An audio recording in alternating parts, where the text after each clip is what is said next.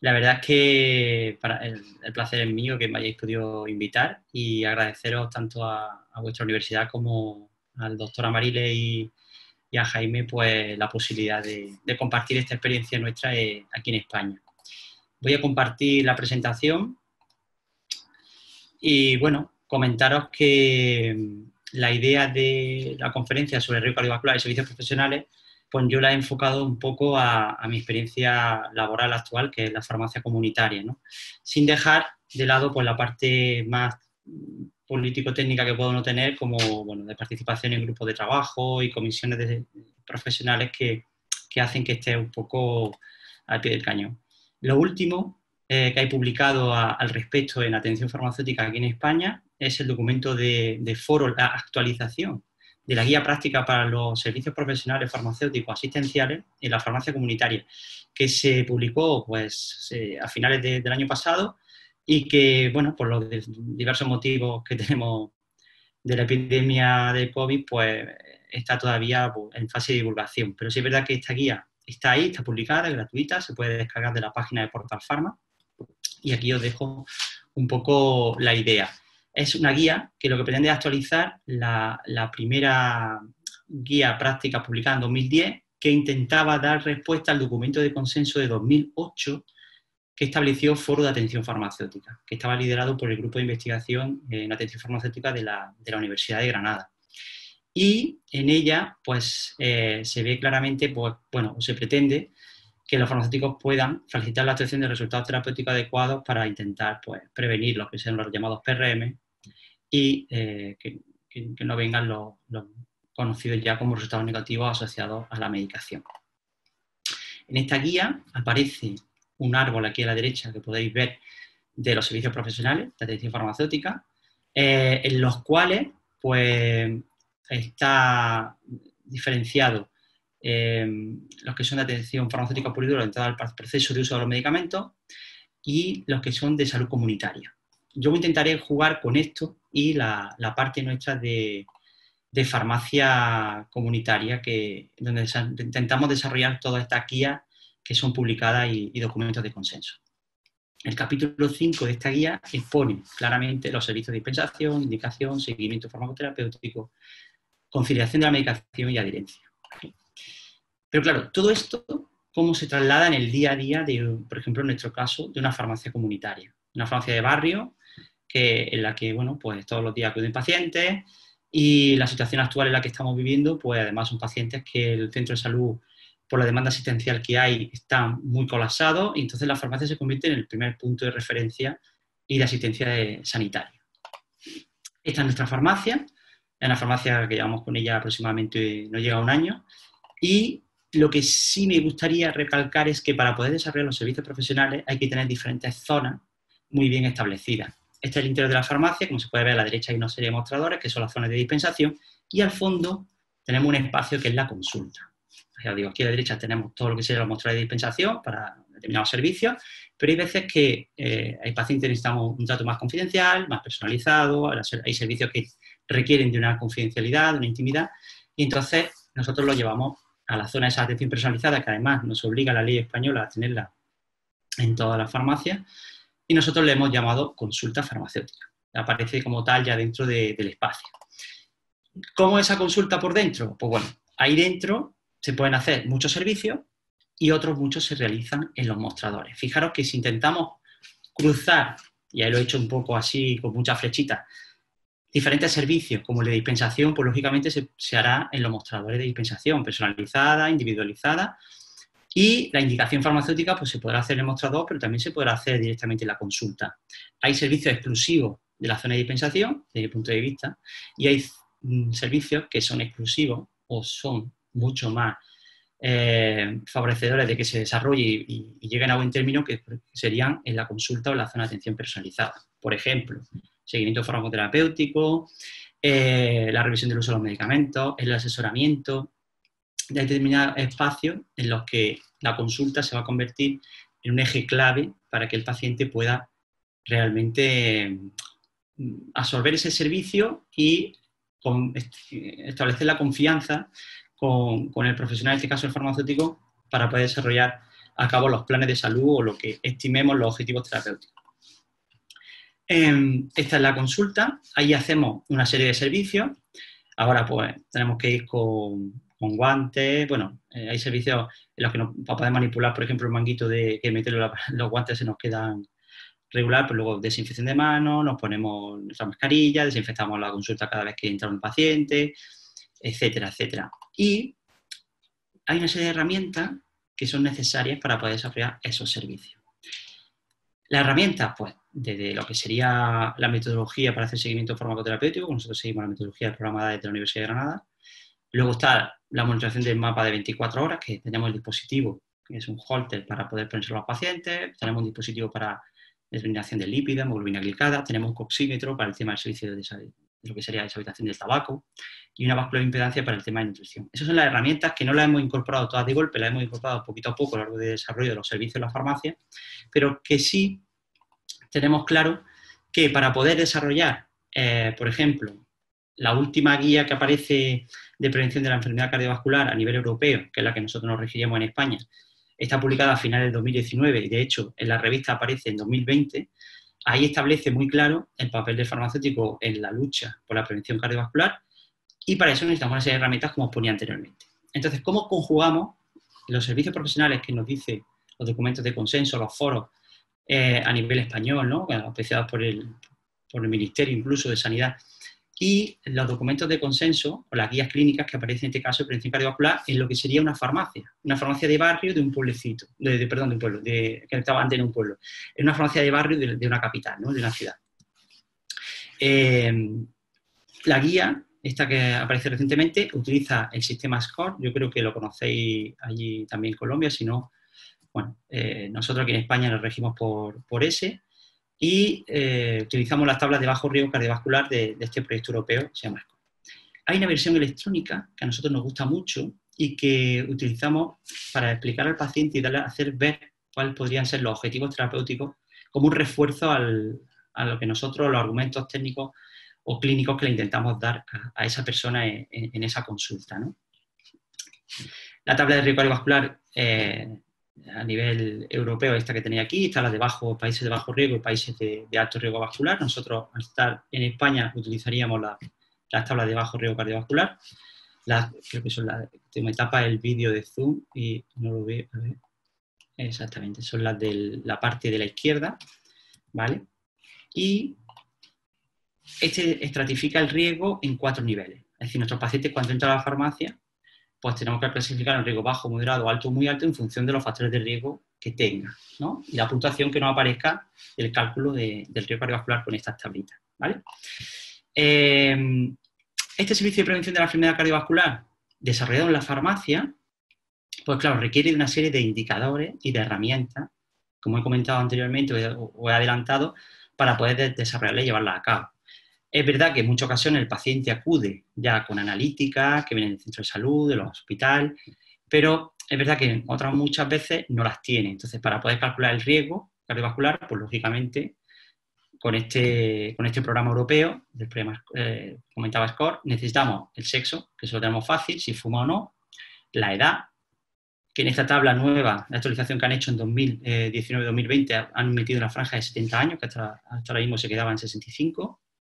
Necesitamos el colesterol total y la presión arterial sistólica. Pues bien, para nosotros, dentro de lo que serían las herramientas de las que disponemos en la farmacia para el servicio de prevención de la enfermedad cardiovascular, pues disponemos para la medición de la presión arterial, tenemos la presión arterial en consulta, lógicamente la aislada, la toma aislada puntual que le puede hacer un paciente. Hacemos AMPAs también, automonitorizaciones, incluso le llegamos a prestar tensiómetro a la población para que vayan a su casa y se hagan el AMPA en su casa. Y disponemos de un monitor de mapa de 24 horas que incorporamos o se lo ponemos a aquellos pacientes que realmente creemos que son susceptibles. Aunque en realidad deberían de ser todos, pero no todos acceden al servicio, no todos quieren y no todos lo necesitan de entrada. Para el tema del colesterol, pues tenemos un dispositivo que calcula el perfil lipídico, las 4 fracciones del colesterol que tenéis indicadas. En el caso de diabetes disponemos el mismo dispositivo es capaz de calcular la hemoglobina glicada. Luego tenemos otro para la glucosa basal. La parte de deshabitación del tabaco Disponemos de un oxímetro, que luego enseño una foto, es muy, muy práctico, y la verdad es que la gente, los pacientes lo valoran muy bien, porque cuando ven la puntuación que les sale al inicio y luego a los meses de haber dejado de fumar, ayuda. Y luego, por supuesto, otra parte importante de la prevención cardiovascular aquí, o el abordaje de la farmacia, sería el consejo nutricional básico. Ya no digo que es meter nutricionista intensivo, no, un consejo nutricional básico de comer 5 veces al día, reorganizar la comida, quitar dulces, meter más ejercicio físico y se consiguen resultados realmente interesantes. Bueno, pues vamos a intentar explicar esto, o por lo menos contaros con un caso nuestro de este año, de antes justo del confinamiento. Es un varón de 61 años que, bueno, pues viene a la farmacia nuestra con su mujer, un poco engañado, ¿no? Digámoslo así, porque, bueno, es la típica persona que no se controla, no quiere ir al médico, no tiene tiempo, se encuentra bien y viene con ella, bueno, un sábado por la mañana a recoger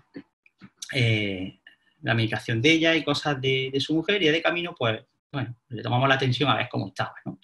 Le ofrecimos el cálculo del perfil lipídico y aceptó. Entonces, bueno, sabéis que tiene que venir en ayunas, todo esto venía un poco orquestado y pactado con su señora. Entonces, bueno, pues venía sin desayunar, venía todo, porque iban a desayunar después, venía a la farmacia, y la verdad es que lo volvimos un poco allí y la sentamos en la mesa y hicimos una serie de recomendaciones, ¿no?, de servicios. Todo esto lo hicimos coincidir previo. Sabéis que hay 2 días, para nosotros podrían ser clave a la hora de desarrollar campañas de prevención cardiovascular y de servicios profesionales en la farmacia, en esta parte de cardiovascular, como sería el 14 de marzo, que es el Día Europeo,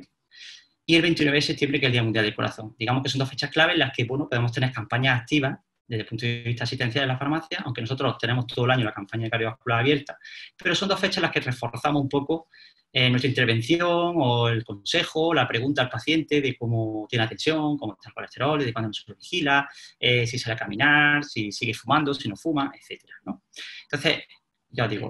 coincide que viene en esa fecha, porque teníamos la campaña recién abierta en esta farmacia, que fue pues, sobre el 27 de febrero, ¿no? Le hicimos una determinación del perfil lipídico y obtuvimos esos valores. Venía en ayunas, aunque veáis los triglicéridos altos, venía el hombre en ayunas de 9 horas. Y, bueno, estaba descontrolado, no es diabético aún, fumador de un paquete de cigarrillos al día, tiene sobrepeso, el perímetro de cintura pues tampoco está fino, y la presión arterial le sale, después de varias mediciones, en 157,82. La verdad es que a la vista de estos resultados dijimos, bueno, pues que necesitaba pues, poner algo para el colesterol, su tensión hay que mejorarla, tendría que dejar de fumar, pero claro, es la típica persona que él no quiere estar enfermo, no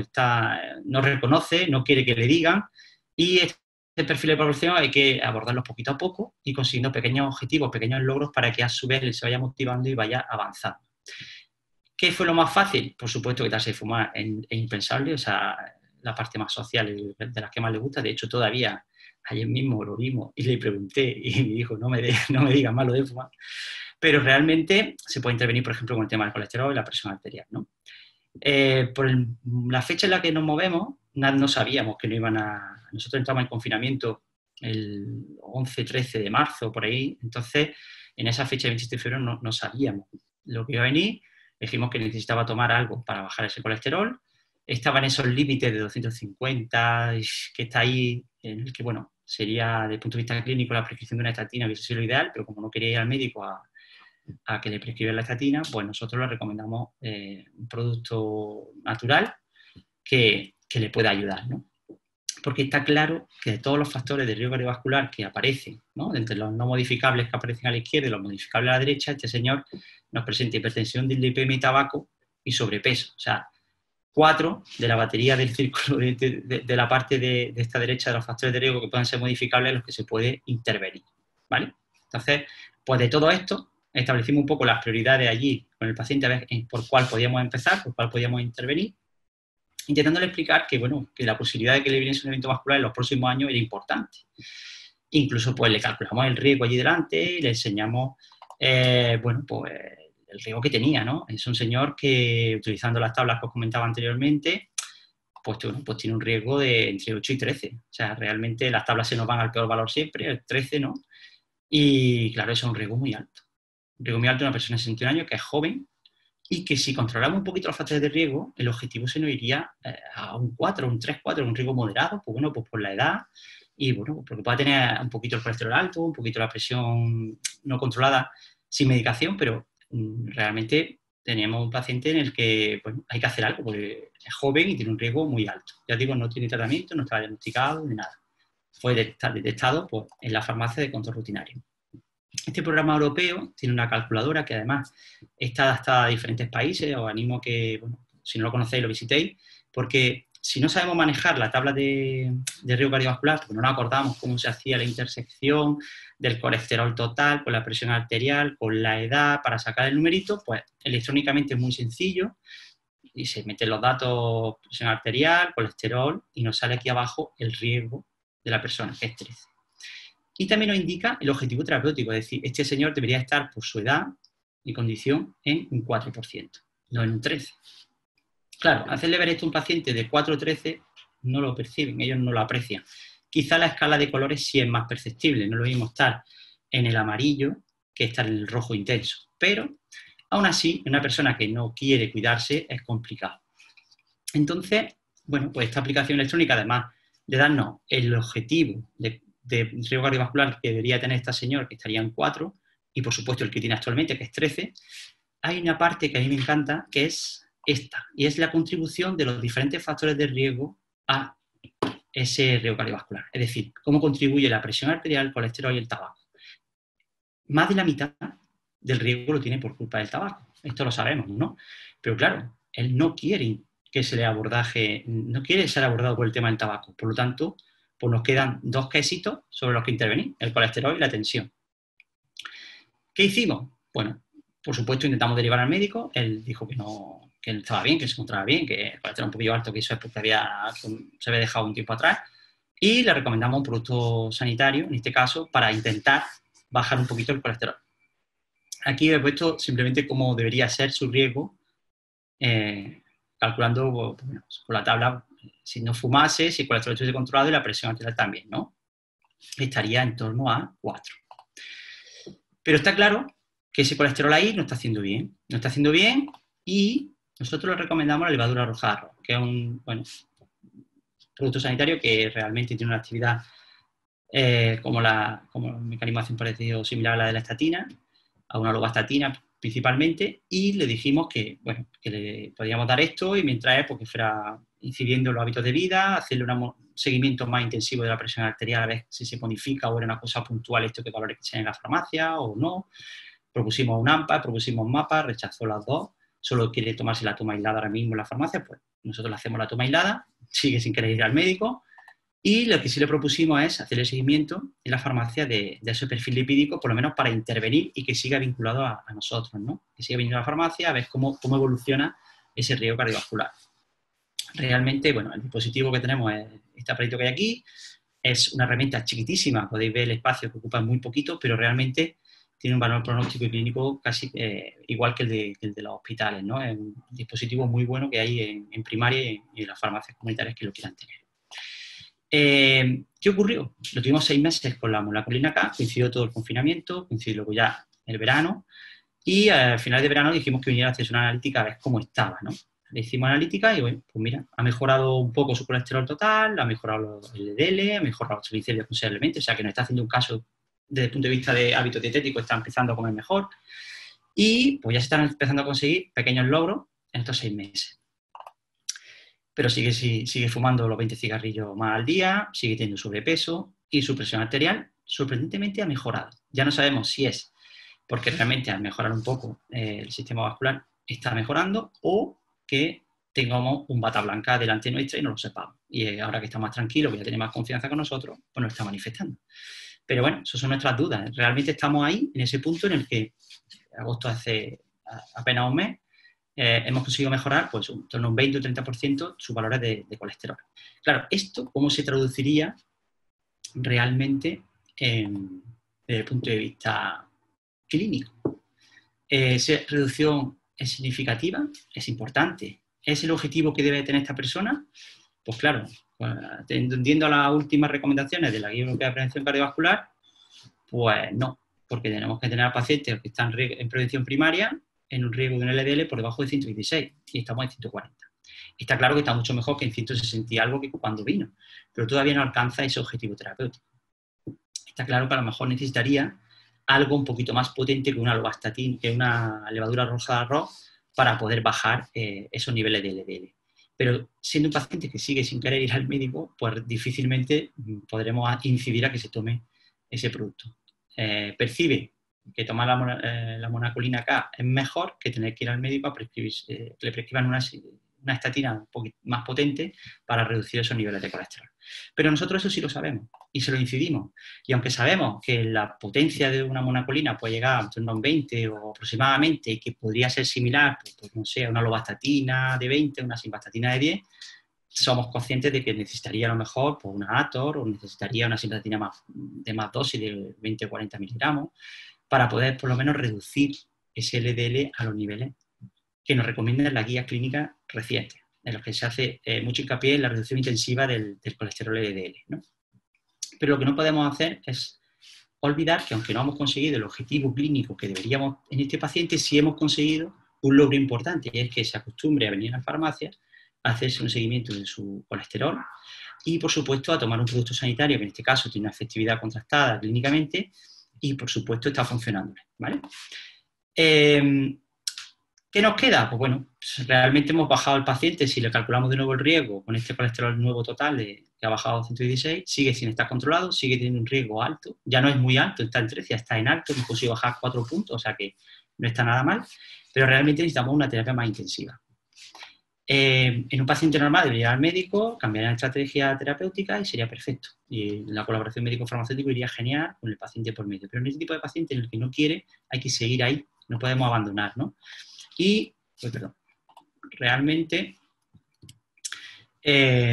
los objetivos terapéuticos serían siempre, siguen siendo lo mismo, en torno al 4%, aunque hayamos reducido un poco el colesterol total y la presión arterial, ¿vale? A 9.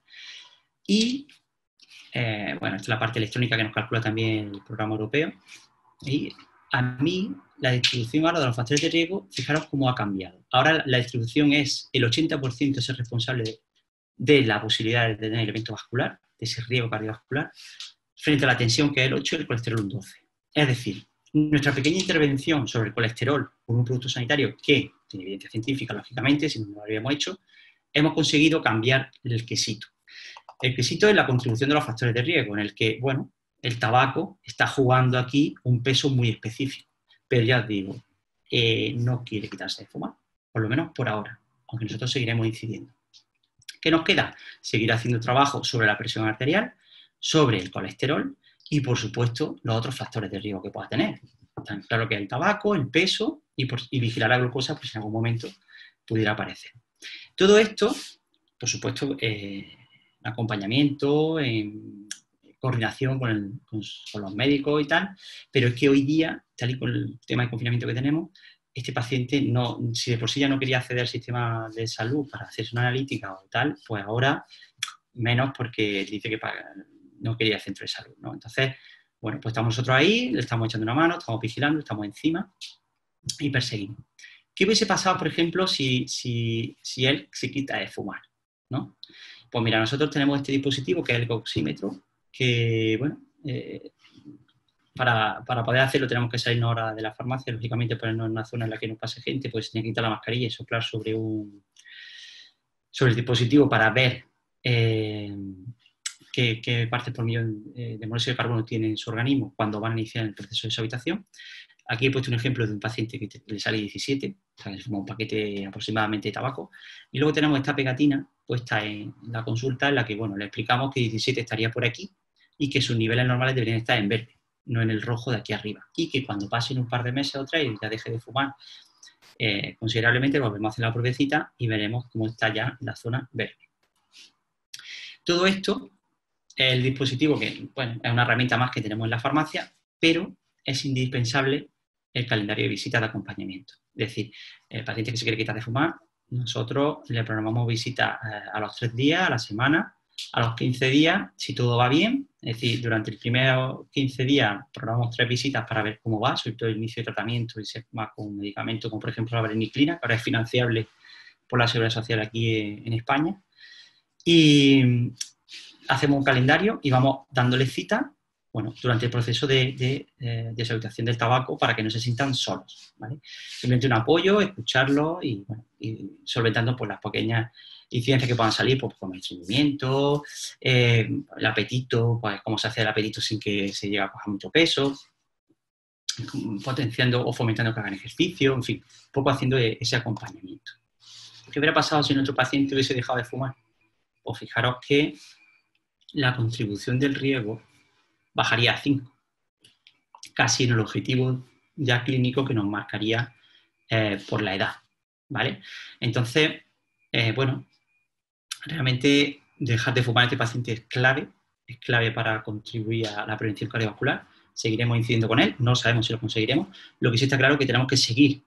esforzándonos en el colesterol y, por supuesto, en la presión arterial. ¿Cómo lo haríamos? Ya os digo, desde el punto de vista de prevención cardiovascular, nosotros disponemos de una serie de herramientas para poder hacer seguimiento a estos pacientes y hacer las pequeñas intervenciones con los profesionales de la salud, médicos que necesitemos y tal, pero en el caso, por ejemplo, de la presión arterial, tenemos la posibilidad de ver, ¿no?, lo que sería el patrón, el gol estándar de la presión arterial, que es la prueba de 24 horas, la monitorización. Esa monitorización, todos los pacientes que tengan una presión aislada en consulta, en menos 2 visitas, por encima de los valores normales de referencia, pues deberíamos de ofrecerle una mapa, una prueba de 24 horas, y si no, la posibilidad de una AMPA. Nosotros tenemos la posibilidad del mapa, hay veces que el paciente no accede, no quiere,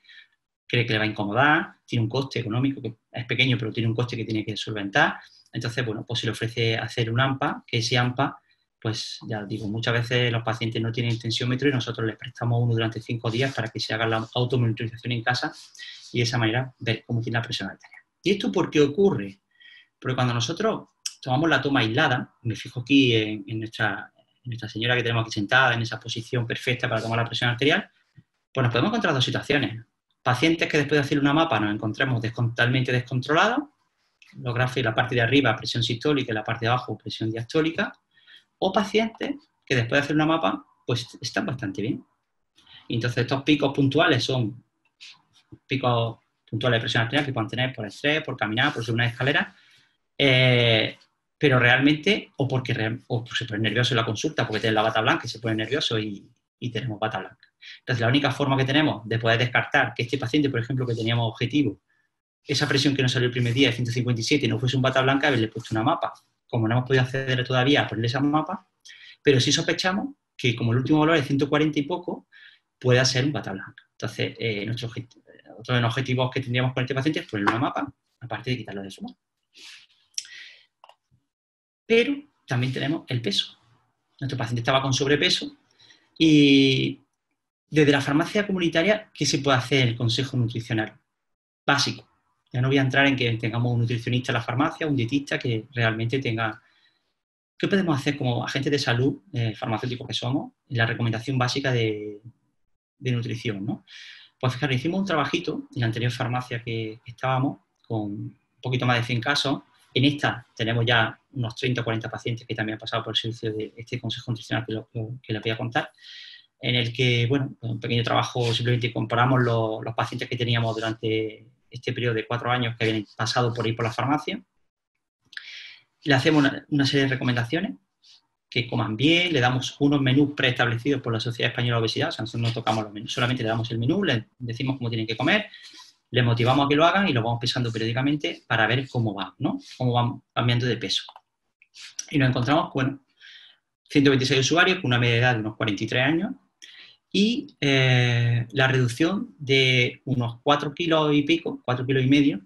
durante 2 meses. Realmente, bueno, pues mejoramos el peso, mejoramos los perímetros de cintura, lógicamente 4 o 5 centímetros, todos los parámetros que da la báscula de impedancia también, la presión arterial también se modificó, el peso, todo lo que ya sabemos que está muy publicado y hay mucha evidencia científica, pero desde una farmacia comunitaria con un servicio de consejo nutricional básico,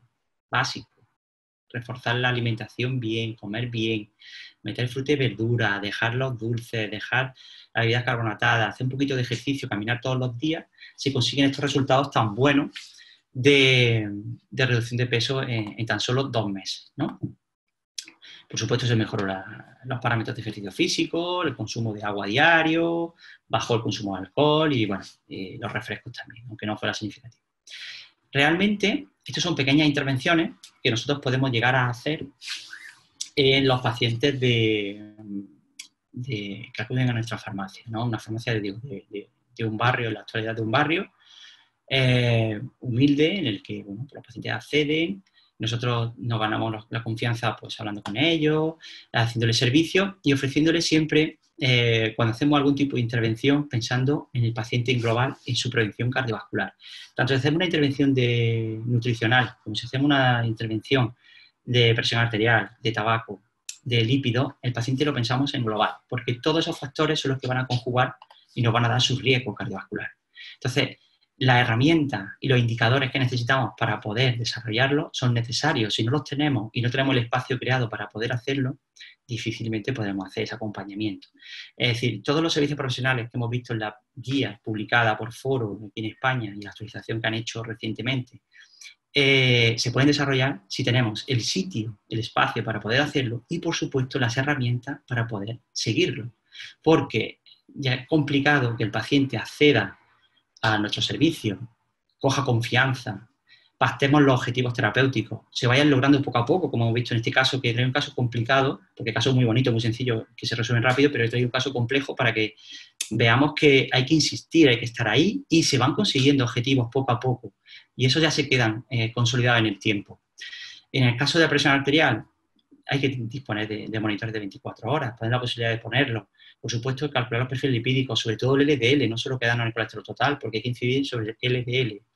La glicada es muy importante para controlar al paciente diabético. Por supuesto, la coximetría te ayuda. No es que te mide, pero sí te ayuda y hace que el paciente no te engañe si ha vuelto a fumar o no. Y sobre todo también es muy motivadora para el paciente ver que tiene un valor y que cuando pasa el tiempo ese valor se reduce. Y por supuesto, el consejo nutricional básico. No hay que ser un experto para poder, como farmacéuticos ya somos agentes de salud en el que podemos dar un consejo nutricional básico. Y bueno, me gustaría finalizar esta pequeña exposición de nuestra experiencia. Bueno, no olvidar que un servicio no lo tocamos, un servicio no lo leemos, no lo escuchamos. O sea, realmente un servicio es todo lo que engloba a eso que estamos prestando al paciente. Y hay que incidir mucho en la calidad del servicio, estandarizando los procesos. Debemos de hacerlo igual. En nuestra farmacia, antes he puesto una foto ahí, somos dos farmacéuticos, Lola, mi compañera, y farmacéutica, insufrible, hoy la tengo allí sola por estar con vosotros, pero realmente funcionamos como un espejo. Es decir, los servicios, los dos estandarizamos, los farmacéuticos en prácticas que vengan, los farmacéuticos se incorporen, los técnicos que tengamos o que tenemos tienen que ir a una. Todos los procesos tienen que estar estandarizados, todos tenemos que hacerlo igual. Cada uno luego le dará su impronta profesional, su categoría, su saber hacer, su sonrisa, pero es muy importante mantener esa calidad de servicio protocolizada. Por supuesto, seguir capacitándose, seguir formándose y entrenándose continuamente, incidiendo al equipo y haciéndole ver que es necesario que nuestros pacientes entren ahí, ¿no? A la prevención cardiovascular en este caso, que es lo que hemos hablado hoy, ¿no? Y por supuesto el entorno, cuidar el entorno en el que se realiza el servicio. Es muy importante que todo acompañe, la luz, el olor, que realmente sientan que están en un espacio de salud, ¿vale? Y por supuesto que todo esté debidamente orquestado para que la filosofía, la visión y misión de la farmacia en este caso esté orientada a la prevención cardiovascular y desarrollo de estos servicios profesionales, ¿no? Que os he dejado. Por mi parte, no tengo nada más que contaros, o podría contaros más casos, más experiencias. Os invito a que si alguna vez venís por España nos visitéis. Y, por supuesto, agradecer al doctor Pedro Amariles la invitación a participar en esta conferencia, que él fue mi maestro en el tema de la prevención cardiovascular. Él fue el que me enseñó la tabla de colores, como yo le digo. Y la verdad es que muchas gracias por la invitación y por haber podido explicar nuestro pequeño granito de arena en esto de la prevención cardiovascular desde una farmacia comunitaria.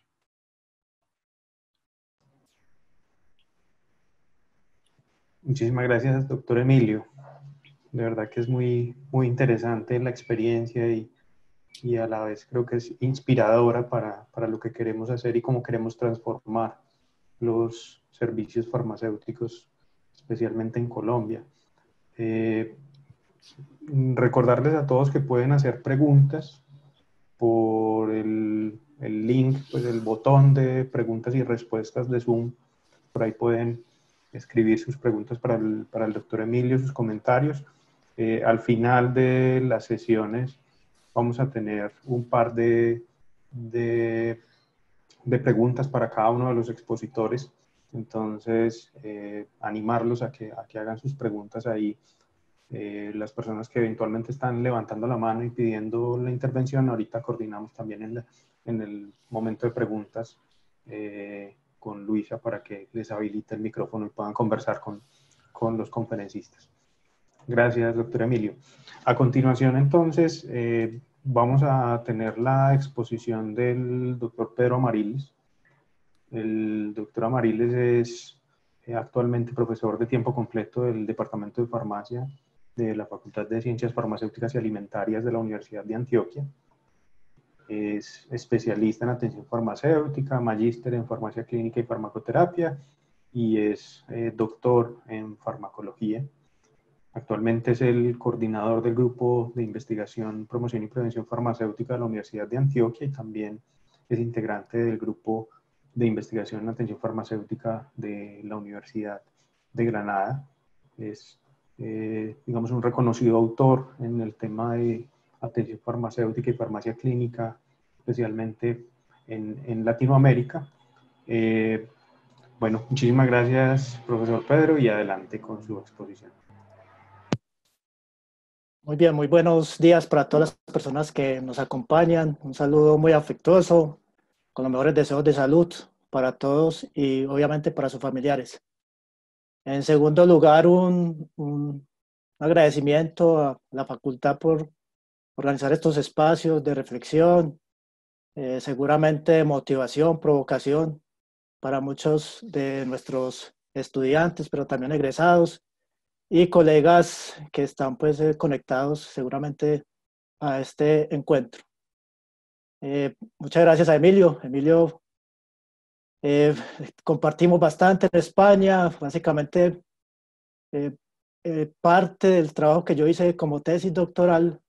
necesitaba mucho desplazamiento en España porque era en 40 farmacias de España y con Emilio hicimos un recorrido, pues sí, muchos de los recorridos fueron con él. También compartimos mucho dando capacitación en España y obviamente pues siempre un reconocimiento por eso, ese apoyo tan importante para cumplir adecuadamente todo lo que tenía que ver con lo que era el aspecto pues asociado a la tesis doctoral. Bien, después de esto decir pues que básicamente voy a tratar de hablar de lo que puede ser una aproximación al rol del farmacéutico en la pandemia por COVID-19, pues obviamente aproximación porque esto es, como saben, relativamente nuevo que hemos intentado hacer como grupo de investigación. Esto es lo que va a hablar. Hay varios de las personas pues, que han participado. Es tratar de estructurar una aproximación de lo que podría ser esa participación.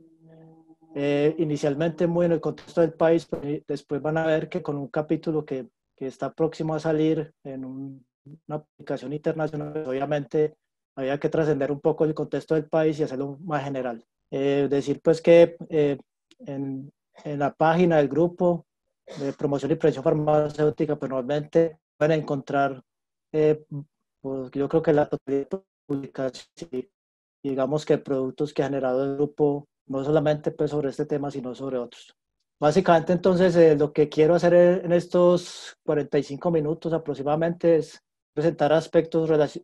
clave relacionados con la COVID-19, algunos conceptos que pueden ser vistos más como información sobre lo que puede ser la participación del farmacéutico desde la farmacia en esta pandemia y donde va a estar como un poco el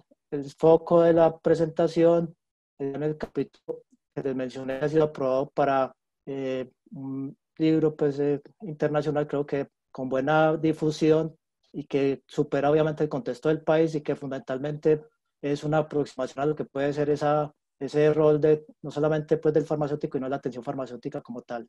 Decir también que para eso unos temas, básicamente con aspectos generales pues, sobre esta enfermedad, como está asociado pues, a cada uno de los objetivos, algunos conceptos relacionados con la participación del farmacéutico y presentar pues, esos aspectos que están en ese capítulo que ya mencioné. Relacionado con los aspectos generales sobre la COVID-19, pues digamos que aquí hay un poco el tono personal que uno normalmente puede tener cuando está ante una situación como estas, y eso será parte, pues, inicialmente lo que presentaré. Digamos que tuvimos la posibilidad en mayo de este año, pues, estando en el cargo de vicerrector de extensión, de escribir algo sobre cómo veíamos esta enfermedad y básicamente, pues, quedó en la agenda cultural de nuestra universidad, básicamente algunos aspectos muy generales sobre esta enfermedad que nos demanda acciones para engrandecer a la nación. Y obviamente pues hay unos datos que pueden ser muy básicos, pero que es bueno recordar. Y obviamente pues que es una enfermedad, la COVID-19 es una enfermedad que es causada por el coronavirus 2 del síndrome respiratorio agudo severo, el SARS-CoV-2 como se conoce, y que la OMS declaró esta enfermedad como una emergencia de salud pública de interés internacional el 30 de enero y ya el 11 de marzo lo declara como una pandemia y obviamente pues con todas las implicaciones que eso tiene. Algunos de los reflexiones o más bien de los apartados de este texto que mencioné, digamos que están acá recogidos. Esto se por las redes sociales de nuestra universidad diciendo que esta enfermedad ha generado cambios en todos los ámbitos y lo más importante,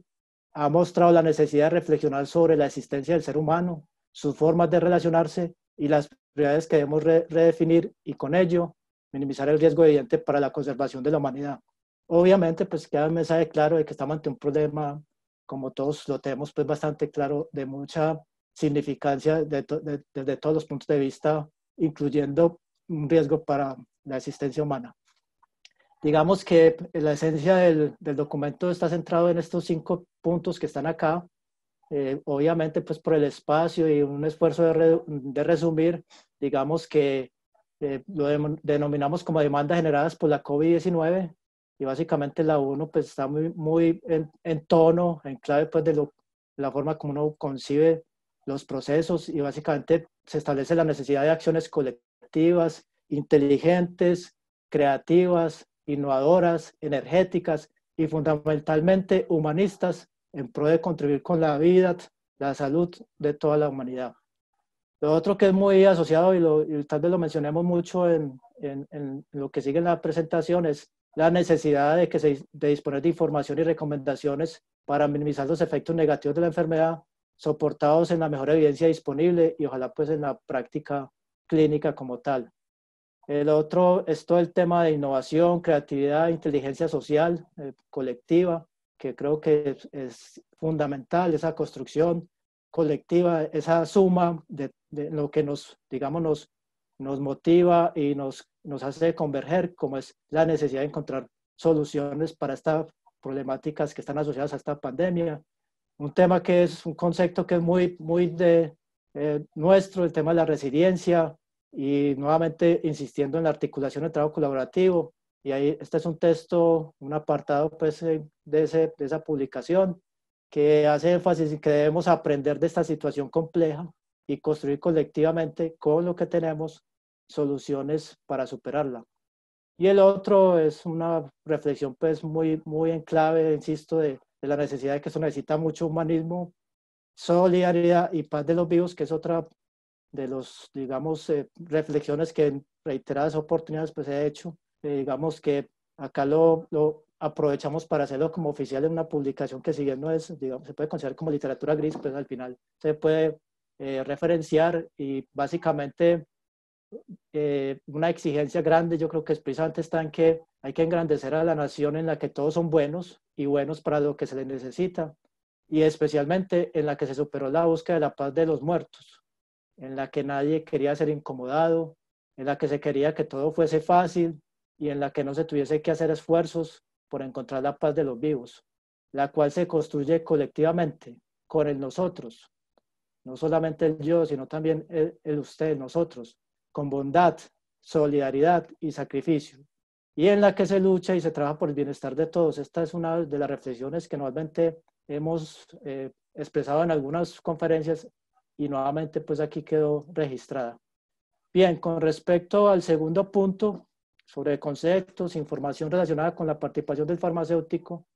la farmacia en la COVID-19, pues digamos que también una forma muy temprana, inclusive pues antes de que se declarara como pandemia por la Organización Mundial de la Salud, motivamos a algunos del grupo a que pensáramos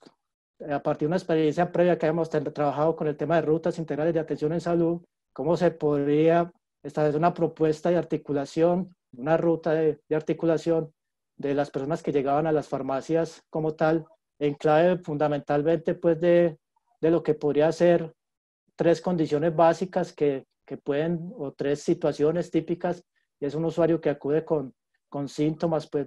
asociados a lo que puede ser la infección, un usuario que solicita medicamentos antigripales o un usuario que acude por alguno de los, digamos, dispositivos o elementos que se pueden necesitar como prevención para la infección, como puede ser tapabocas, alcohol glicerinado o jabón antibacterial. Ante eso, normalmente pues hay una serie que aquí no voy a entrar porque no se trata pues de ese detalle,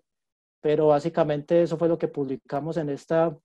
o que registraron esta publicación que hicimos para mediados de marzo, básicamente haciendo pues alusión a que había unas acciones a adelantar donde fundamentalmente estaba muy centrado en tratar de identificar posibles pacientes sospechosos, personas sospechosas, para que contactaran pues las líneas que estaban tanto a nivel a nivel local, a nivel departamental y a nivel incluso pues nacional. Y obviamente pues muy centrado en todo lo que es ese énfasis que tiene que hacerse con ese tipo de problemas, como es la información y educación, y especialmente pues en clave de todas las medidas de autocuidado.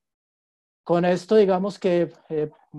nos llevó también a un segundo planteamiento, donde básicamente con una publicación que hizo la Federación Internacional Farmacéutica, muy asociado pues como lo que nosotros habíamos identificado y que nos sirvió pues para reforzar estos conceptos de que normalmente el personal farmacéutico desempeña un papel crucial en la minimización de la etapa de transmisión comunitaria, y que para eso obviamente pues hay unas medidas como la educación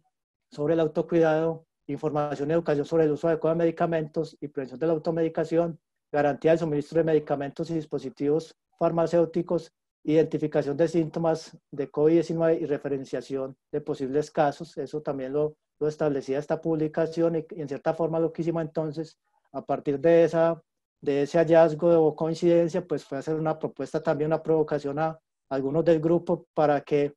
estructuráramos un curso muy en el contexto del país, donde obviamente pues lo que hay es establecimientos farmacéuticos a nivel ambulatorio, que llamamos farmacias y droguerías, que también que a pesar de que no hacen parte como tal muchas veces del sistema de salud, son el primer punto de contacto precisamente con el sistema de salud.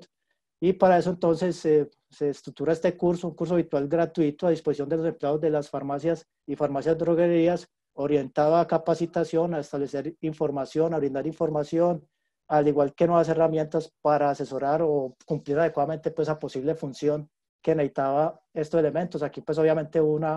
apoyo, una coordinación muy importante con UD Arroba, que es digamos como el programa o la plataforma que tiene nuestra universidad para virtualizar este tipo de cursos como tal. Básicamente, pues ese curso tiene unos capítulos que básicamente pues están dados por unidades, donde hay una revisión pues inicial de lo que son los coronavirus y las infecciones virales en general. Digamos que además pues establece un poco de cuáles son los signos y síntomas del problema de salud, cuándo aparecen los síntomas de la infección, quiénes tienen más riesgo, cómo se propaga el virus, cuál es el tiempo de supervivencia del virus como tal en superficies, que eran preguntas que normalmente pues también se tenían. Básicamente con esta unidad pues lo que queríamos es presentar las características del virus, la situación actual en Colombia y los aspectos claves sobre la infección como tal. Una unidad 2 donde se busca presentar las características muy asociado al otro y que complementa pues el logro de este objetivo, donde se tenía pues en el momento las estadísticas del mundo, pero digamos con un valor agregado, es que adicionábamos o se incluyeron los vínculos, hipervínculos con las bases de datos pues que se mueven tanto a nivel mundial como del país. Básicamente pues lo que queríamos era que la gente que pudiese tener la posibilidad pues, de tener, o pueda tener información de el tiempo real de cómo está la situación de la pandemia. Hubo una unidad 3 que ya era como muy centrada en el personal farmacéutico, en el control y manejo, donde estaba pues un poco el contexto de estos establecimientos en Colombia, cuál es el papel de estos personal farmacéutico en el manejo de esta enfermedad, cuáles son las recomendaciones para la correcta dispensación de medicamentos de venta libre utilizados para el manejo de la COVID-19, recomendaciones en abastecimiento y distribución, todo esto básicamente pues buscando que estas personas que hagan el curso pues puedan comprender el papel y las funciones del personal farmacéutico en el ámbito ambulatorio, en la atención, identificación y referenciación de usuarios con sospecha pues, de la enfermedad, que es muy complementado, muy reforzado por una unidad pues, que es la información y educación para la salud, donde está buscándose básicamente pues, definir la información que debe brindarse durante el proceso de información y educación al usuario paciente sobre las medidas de autocuidado, básicamente pues todo lo que tiene que ver con la higiene del lavado de manos, medidas de autocuidado, aspectos que son claves para el tema pues, de la prevención como tal de la transmisión de la infección. La unidad 5 muy asociado a lo que mostramos pues, en la publicación que se hizo sobre las rutas de atención para identificar posibles casos de pacientes infectados y su adecuada referenciación. Básicamente se presenta la ruta y se hace un énfasis pues, en los signos y síntomas de mayor relevancia en la infección, básicamente apuntando pues, a comprender el papel y las funciones del personal farmacéutico, además a identificar y establecer la ruta de atención y referenciación de usuarios pacientes con sospecha de la infección desde estos establecimientos. Un aspecto que también encontramos en muchas publicaciones haciendo pues la preparación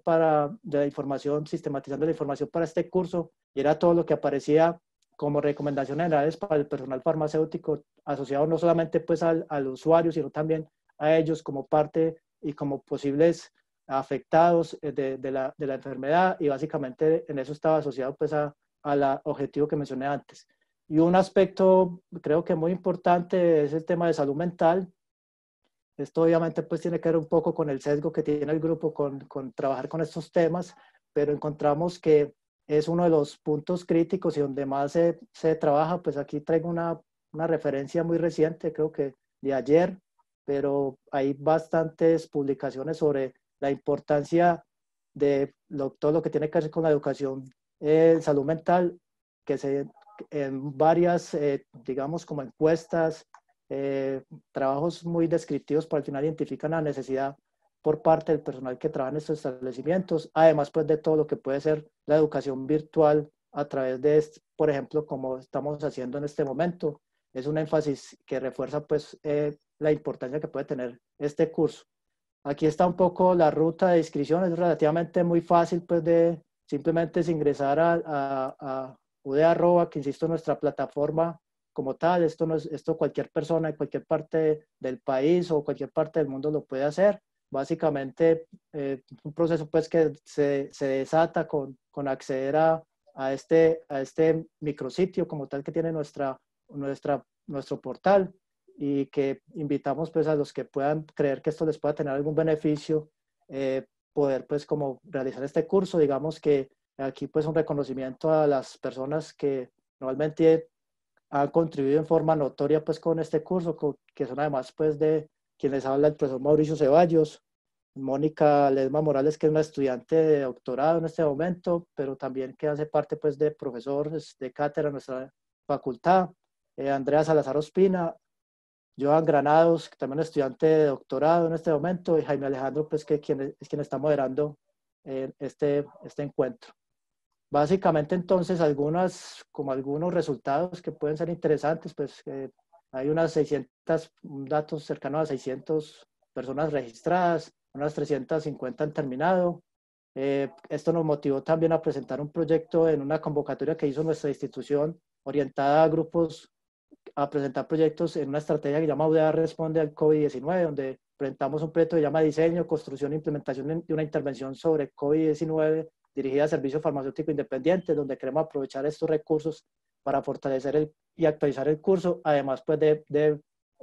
implementar algunas estrategias que nos pueden ayudar a tener una mayor cobertura y sobre todo a una mayor satisfacción de usuario a través de una mesa de ayuda que resuelva inquietudes y que puedan tener. Lo otro es que Presentamos esto en un encuentro iberoamericano como una experiencia innovadora que quedó pues como al final con otra, haciendo pues parte de lo que se presentó. Creo que es también un reconocimiento pues al esfuerzo que se hizo con esto y obviamente pues muchas gracias a todos los que han hecho parte, insisto, de este proceso. Algo muy rápido, pues aquí se me saldría pues de pronto la vena farmacológica, pero no lo voy a tratar de evitar la tentación o minimizar esa tentación, básicamente diciendo pues que esta es una representación esquemática del virus que normalmente todos debíamos de tener en nuestro sistema nervioso central, donde hay algunos elementos estructurales que son muy importantes, como es la proteína de espícula o espicular, como también se conoce, que inicialmente nosotros la conocimos como espiga y que tal vez ahí entre pues una discusión en términos que creo que no tiene mucha relevancia. Un tema de mucho fondo y es cómo ocurre el mecanismo de infección del virus, básicamente pues como muy en clave de lo que uno habla cuando está presentando, por ejemplo, aspectos relacionados con la infección por el VIH como tal, donde obviamente pues hay todo un proceso donde participan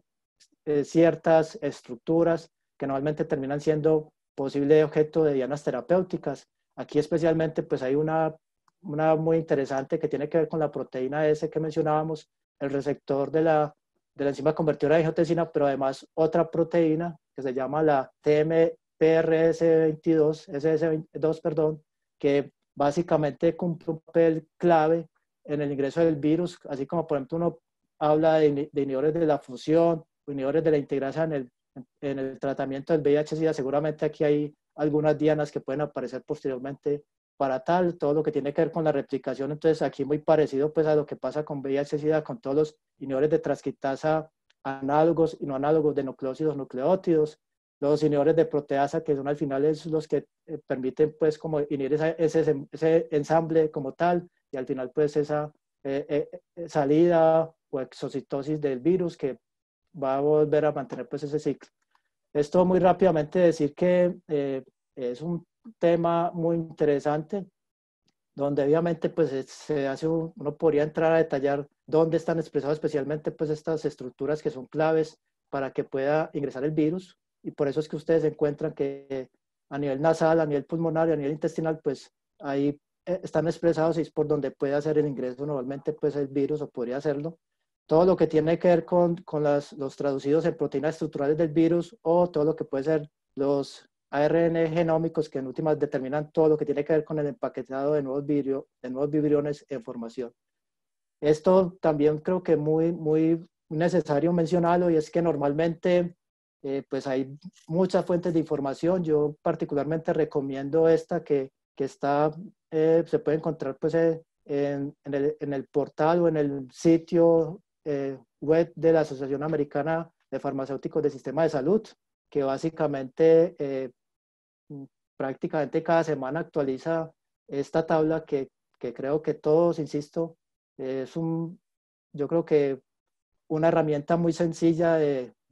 tener y con una profundidad pues en responder inquietudes que pueden aparecer con respecto a los medicamentos que se pueden utilizar en este momento para esta pandemia. Normalmente pues ahí está un detalle de los agentes antivirales, todo lo que podrían llamarse como los agentes que pueden soportar o servir para el tratamiento, y aquí pues una lista de normalmente algunos medicamentos que han aparecido y que han generado algún cuestionamiento sobre su utilidad como tal, incluyendo pues aquí, no, aquí como está, obviamente pues no están todos, pero aquí aparecen entre otros,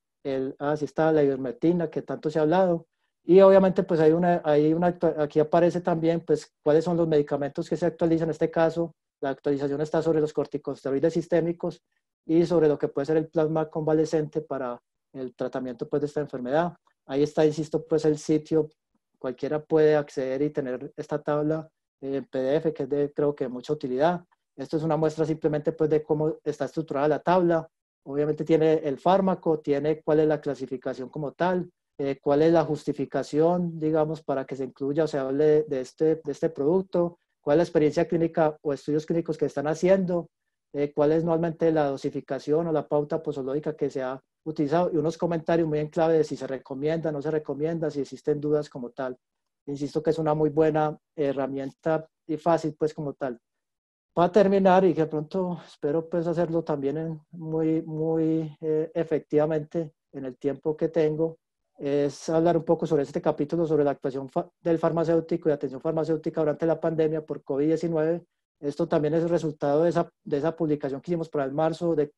esas farmacéuticos para identificar y referenciar pacientes. Digamos que esa publicación llevó a que nos hiciera una invitación para este capítulo, la cual básicamente, pues, como les comenté, eh, eh, hace parte de un libro que se llama Enfermedad por coronavirus, especialmente COVID-19. La editorial es Springer Nature, y básicamente, pues, ese libro era publicado dentro de una serie de libros en una, digamos, como temática grande que tiene esta editorial, que tiene que ver con avances en medicina experimental y biología. Básicamente decir que es relevante, y por eso, digamos, como que asumimos el reto de escribir este libro y de este capítulo, perdón, y buscando obviamente información para ello por digamos, el sitio en el cual se puede alojar y digamos, como la utilidad que puede generar por esa difusión o amplia difusión que puede tener. En esto nuevamente pues están los mismos personas que habíamos trabajado en el tema pues de ese curso, incluyendo pues a Mónica, a Andrea y a Jaime Alejandro. Digamos que este es como un resumen de lo que va a ser ese capítulo que ya está aprobado y que lleva desde junio está aprobado. Estamos esperando pues que ya nos envíen el PDF como tal, y seguramente buscaremos la forma de compartirlo, de que ustedes puedan acceder a él, diciendo que el farmacéutico obviamente desempeña un papel importante durante este problema de salud pública, que presentamos pues como las contribuciones más importantes que los farmacéuticos pueden hacer tanto para pacientes ambulatorios como para pacientes hospitalarios, que básicamente identificamos cuáles pueden ser los servicios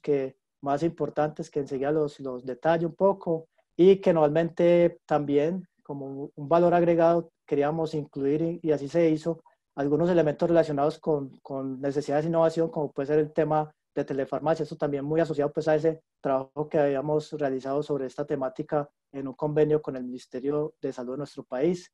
Tiene como cinco capítulos: una introducción, el papel del farmacéutico durante la COVID-19, los servicios farmacéuticos durante la COVID-19, cómo se puede lograr asegurar y garantizar una operación eficiente para proveer los servicios farmacéuticos, y muy asociado, como les decía, pues algunas innovaciones de la práctica farmacéutica en esta pandemia. Hay una introducción pues mostrando que obviamente es esencial buscar formas, como lo planteé inicialmente, para contribuir con disminuir pues la difusión de esta enfermedad, que normalmente en el ambiente ambulatorio los farmacéuticos cumplen un papel muy importante, pues normalmente convierten en el primer punto de información, o bien sea por todo el tema de dispensar medicamentos o distribuir algún tipo de dispositivos médicos, que normalmente hay una responsabilidad muy importante desde el punto de vista de lo que es informar al público sobre medidas preventivas, y por eso es muy importante identificar y referenciar a personas sospechosas o que de estar en alto riesgo pues, de estar infectados, además pues, de proveer información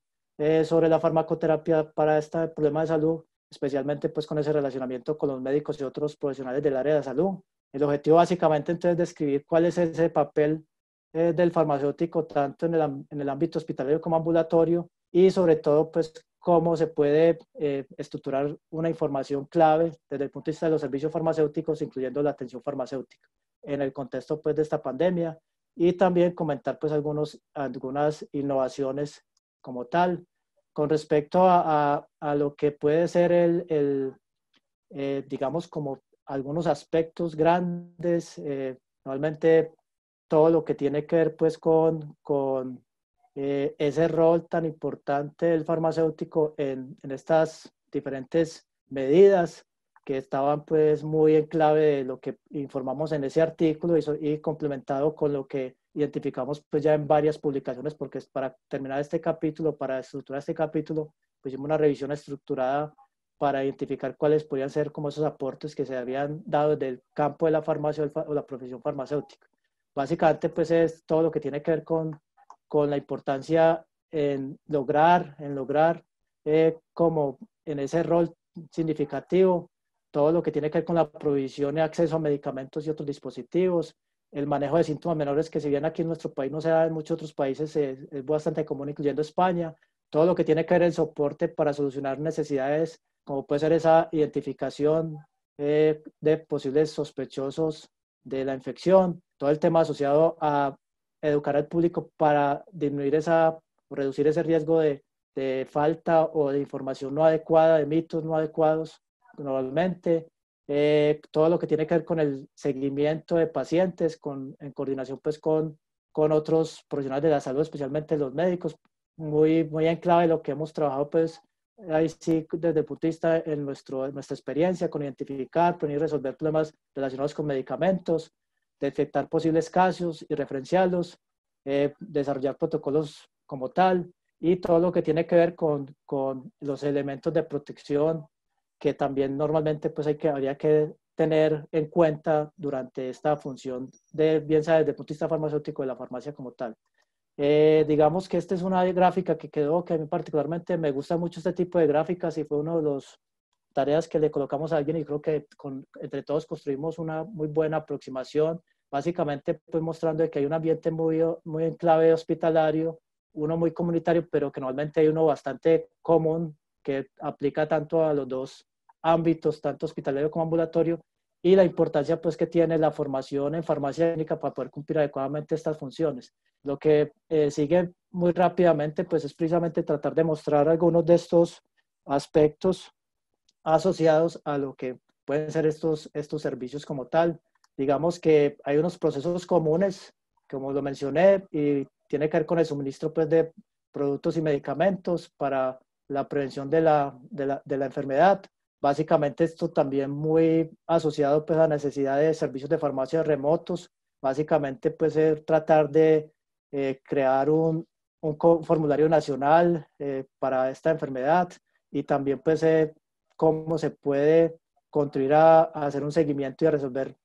todas las dificultades que pueden haber por desabastecimientos. Creo pues que eso fue uno de los aspectos que se vio, por ejemplo, con algunos medicamentos como la hidroxicloroquina, que llevó a que se presentaran algunos problemas con esto. Entonces, creo que hay un tema clave de las farmacias, estar muy atentos a esos riesgos de posibles desabastecimientos por resultados que aparecen con esta pandemia. Todo lo que tiene que ver con la dispensación, obviamente, pues garantizar el acceso a los medicamentos para los pacientes, incluyendo la información necesaria, todo lo que tiene que ver pues, con otros productos como son los tapabocas y todo lo que podría ser como esos servicios o la utilización de estrategias para hacer llegar pues, esos productos, bien sea a través pues, del teléfono u otras formas que disminuyan el riesgo de posibles contagios como tal. Todo lo que tiene que ver con el servicio de reconciliación de medicamentos, que normalmente siempre aparece entre los servicios farmacéuticos profesionales. En este caso, pues se identifica varias publicaciones que hacen énfasis en la necesidad pues, de resolver esas discrepancias que pueden presentarse en el tratamiento cuando se hacen esos tránsitos de atención, bien sea pues, en una misma institución hospitalaria o cuando el paciente ingresa al hospital o cuando egresa pues, del hospital. Otros elementos comunes es todo el tema del seguimiento farmacoterapéutico. Básicamente, pues aquí se hace un énfasis en algunos problemas, en algunas poblaciones especiales, que se deben tener algunas consideraciones, pero básicamente se hace mucho énfasis en que esta tiene algunos sinónimos, que normalmente nosotros utilizamos, pero también tiene sinónimos como es todo el tema de revisión de la medicación y todo lo que tiene que ser el manejo de la terapia de la medicación, que en última lo que busca es identificar, prevenir y resolver problemas relacionados con medicamentos. Un servicio clave es todo el tema de información y educación al paciente, sobre todo lo que ya hemos mencionado, pues muy en clave lograr la prevención o resolver esos vacíos de información o de superar información que no es adecuada. Todo lo que tiene que ver con el soporte psicológico, que está muy asociado pues al tema de salud mental, que normalmente puede presentarse pues a nivel tanto hospitalario como ambulatorio. Algunas, digamos, como ya muy de la farmacia comunitaria, pues está el tema de la indicación farmacéutica y todo lo que era el tema de identificar y referenciar los pacientes o personas sospechosas. Y un tema que es pues se encuentra y se utiliza en muchos países. Obviamente aquí no lo hacemos, pero España también está avanzando en este sentido, y esto es el tema pues de lo que puede ser la aplicación pues de vacunas en las farmacias, los servicios farmacéuticos como tal. Con respecto a farmacia hospitalaria, pues básicamente todo lo que tiene que ver con la revisión de la dispensación y todo el servicio de dispensación remoto, pues básicamente utilizando algunas herramientas como son los dispensadores automáticos inteligentes, o todo lo que puede ser pues ese relacionamiento por teléfono o con las personas de enfermería, que en últimas la que pueda llegar, pues estar más contacto y con eso con la persona, y obviamente minimizar pues el riesgo, insisto, de posibles contagios. Todo lo que tiene que ver con un tema de mucha relevancia y que seguramente cada vez ganará más protagonismo por la cantidad de pacientes que ya hay recuperados, y es todo el tema pues de terapia con plasma convalescente. Y básicamente en eso pues hay unas actividades que tienen que ver con todo lo que tiene que ver con las indicaciones, con todo el tema de la importancia de identificar posibles alergias, contraindicaciones para esta terapia, y hacer un seguimiento y registro pues de los posibles efectos adversos durante la infusión del plasma como tal. Y otro tema que aparece pues es muy asociado cuando hay un problema de este tipo donde no se conoce mucha o se tiene muchos vacíos de información, es la necesidad pues que hay o aparecen esas indicaciones de fuera de indicación, que normalmente pues también es muy necesaria la participación del fármaco para tratar de encontrar pues cuál es la dosis más adecuada de esos medicamentos en esta condición específicamente, y todo lo que tiene que ver con el seguimiento de presentación de eventos adversos. Digamos que ya muy cercano pues para terminar, aquí hay unos procesos comunes que normalmente tienen que ver mucho con todo el tema pues de garantizar una operación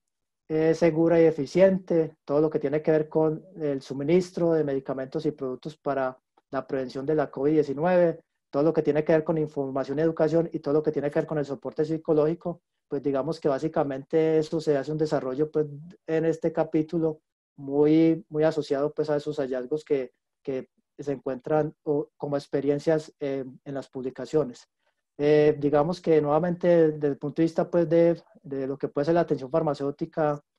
a nivel comunitario y cómo se puede prestar este servicio, obviamente con todo el soporte pues de la formación clínica, tiene que ver con el tema de lo que es la dispensación, la indicación farmacéutica, la identificación y referenciación de pacientes, todo lo que podría ser el tema pues de identificar mediante pruebas de inmunización o vacunas, inclusive pues un servicio de vacuna, todo lo que puede ser el tema de cuidado en casa, que normalmente es necesario pues hacer el seguimiento de unas medidas buscando minimizar el riesgo de que estas personas pues puedan contagiar a otros de su grupo familiar, todo lo que tiene que ver con infusión, con la administración insegura, segura de infusiones, que es muy común en nuestro medio, y que normalmente pues hace parte de que se tenga muy establecido lo que llamamos nosotros pues como atención en casa, muy asociado también a lo anterior, y todo lo que puede ser el concepto pues de seguimiento farmacoterapéutico muy digamos como anclado también a todo lo que puede ser la monitorización de la efectividad y la seguridad, de todo el tema de adherencia y control de enfermedades crónicas, y tratando pues de evitar consultas innecesarias al hospital, y todo lo que puede ser la información en línea, que normalmente pues se encuentra como una experiencia muy significativa en esta revisión. Digamos que a nivel hospitalario pues ya lo hemos mencionado, todo lo que tiene que ver con la dispensación obviamente pues de estos productos a nivel remoto, y todo lo que tiene que ver esa digamos revisión de la prescripción para tratar de identificar o prevenir que existan interacciones clínicamente relevantes, el riesgo de posibles duplicidades, al igual pues que todo el tema de posibles incompatibilidades de mezclas intravenosas, todo el tema de interacciones muy recomendado, muy identificado, y que hace parte pues del sesgo que normalmente tenemos con este tema. Todo lo que mencionábamos del uso pues fuera de indicación o fuera de etiqueta, como se conoce, y el seguimiento farmacoterapéutico básicamente pues muy asociado también a nivel hospitalario. todo lo que podría ser como un poco diferente a lo que normalmente uno podría hablar de este tema, está muy asociado a lo que es todo el tema de registro y colaboración de registro de estudios clínicos. Pues básicamente varias de nuestras instituciones pueden participar en estos aspectos, y el farmacéutico cumple un papel importante pues normalmente en participar y realizar acompañar este tipo de procesos. Y un aspecto de mucho énfasis en varias publicaciones que normalmente refuerza lo que mencionábamos, la necesidad pues, de generar información basada en evidencia y que al final eso quede en guías de práctica clínica. Básicamente, pues esto necesita evaluaciones estructuradas de la literatura y básicamente tratando de encontrar pues cuáles son las indicaciones, contraindicaciones, eficacia, tratando de asegurar información científica acerca de las vacunas que están en desarrollo. Otro tema pues que es de alta relevancia y que al igual que los medicamentos en ese sitio de la Sociedad Americana de Farmacéuticos del Sistema de Salud, pues también hay sitios ya estructurados sobre las vacunas, las diferentes fases en que se encuentran y cuáles pueden ser pues como las bondades o la información que se ha generado con ellas. Con esto digamos que insistir entonces que desde el punto de vista de lo que puede ser la prestación de servicios durante esta pandemia, pues hay un aspecto muy en clave de lo que es el ambiente hospitalario, o uno de lo que es el ambiente comunitario, pero también digamos que en esencia se aplican siempre los mismos conceptos, el concepto pues de esa filosofía centrada en el paciente, de ayudar a conseguir los mejores resultados en salud desde la perspectiva de pharmaceutical care o atención farmacéutica, y que se necesita el soporte de la farmacia clínica para poder cumplir adecuadamente con estas responsabilidades. Termina básicamente este capítulo pues haciendo un énfasis en todo lo que son la operación que mencionábamos segura y eficiente pues de estos servicios, haciendo énfasis en lo que se debe trabajar con el personal que trabaja en los servicios farmacéuticos, todas las medidas de bioseguridad, cómo se realizan pues los procesos de desinfección y limpieza y cómo se hace una buena disposición pues de residuos como tal. Igualmente, desde el punto de vista pues, de lo que puede ser, digamos que hay un énfasis en tratar de establecer para estos procesos protocolos que minimicen el riesgo pues, de la transmisión del virus, que existan procesos estandarizados que aseguren pues, un ambiente adecuado y se protege tanto pues, a las personas que están trabajando, que hacen parte, que trabajan en la institución, al igual pues, que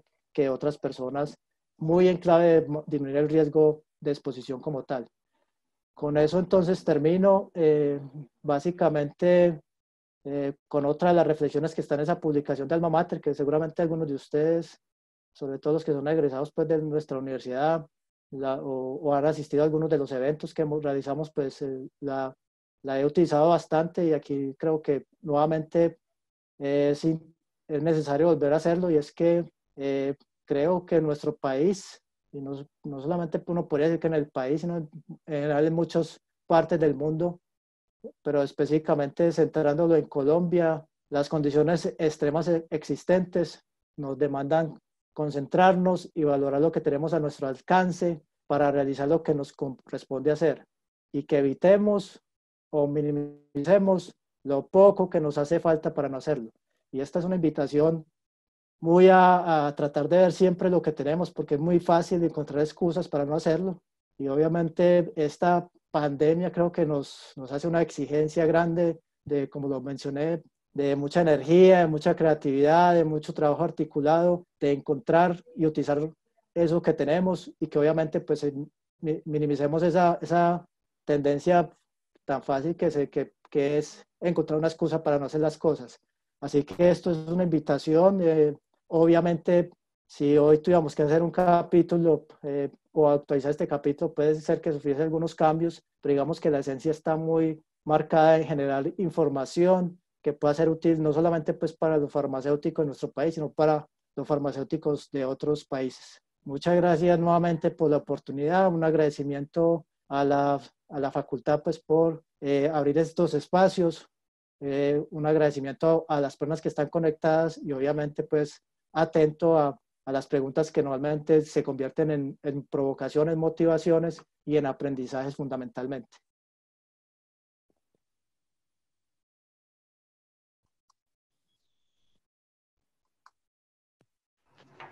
Bien, muchas gracias, profesor Pedro. Yo creo que también nos genera muchas inquietudes y nos inspira a hacer cosas diferentes esta presentación. Nuevamente invitar a todos los asistentes, quienes quieran hacer preguntas, pues ahí está habilitado este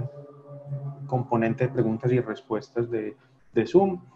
Ahí hay un par de preguntas que yo quisiera hacerle. Yo creo que valdría la pena pronto ampliar una que el doctor Emilio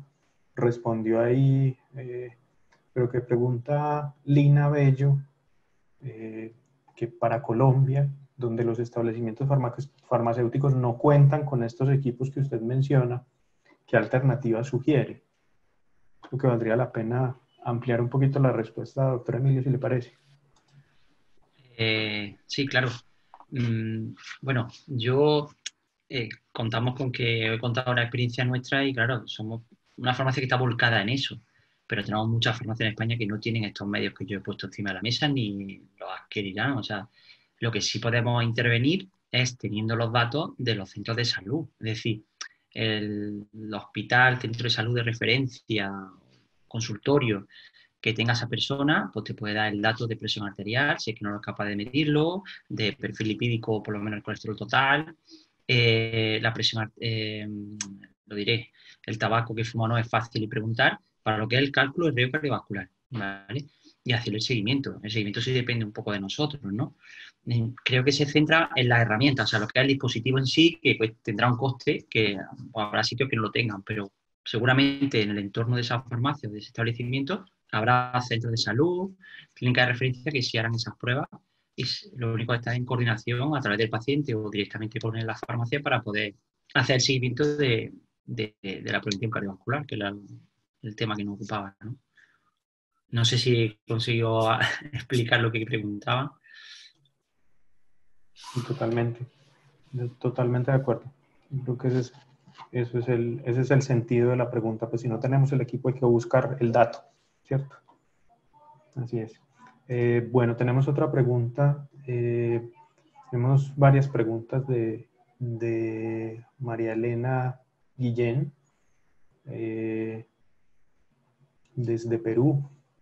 Un saludo a María Elena. Hace varias preguntas que yo creo que el profesor Pedro nos puede ayudar. Una, ¿cómo se han regulado el tema de los desinfectantes en Colombia? ¿Qué sabe del uso de los estrógenos para COVID? Que se están haciendo algunos estudios, entiendo, en su universidad. Y también menciona que para tratar el COVID se está siendo cuestionado el uso de hidroxicloroquina y pregunta cómo es el tema en Colombia. Entonces, profe Pedro, no sé si se anima a responder. Sí, yo creo que hay algunos elementos que pueden ayudar a avanzar en posibles respuestas. Uno, Colombia yo creo que tiene una ventaja interesante y es el tema regulatorio. El INVIMA creo que ha cumplido un papel de mucho protagonismo y sobre todo pues de muy ajustado a lo que debe ser. Y en el tema concreto pues, de los desinfectantes, inicialmente con las dificultades que hubo, pues digamos que se generó la posibilidad inclusive pues, de que algunas universidades, si fue el caso de la nuestra, elaborara alcohol glicerinado para ser, digamos, como suministrado no solamente pues, a instituciones de salud, sino también al personal. Igualmente, la fábrica de licores de Antioquia se volcó a elaborar alcohol. Entonces, digamos que eso facilitó que tal vez no se presentaran dificultades como en otros países donde hubo pues digamos, una avalancha y muchas limitaciones con el tema regulatorio. Aquí digamos que hubo una apertura en términos de flexibilizarla, quienes podían elaborar no solamente pues los desinfectantes, sino también otro tipo de productos que necesitaban.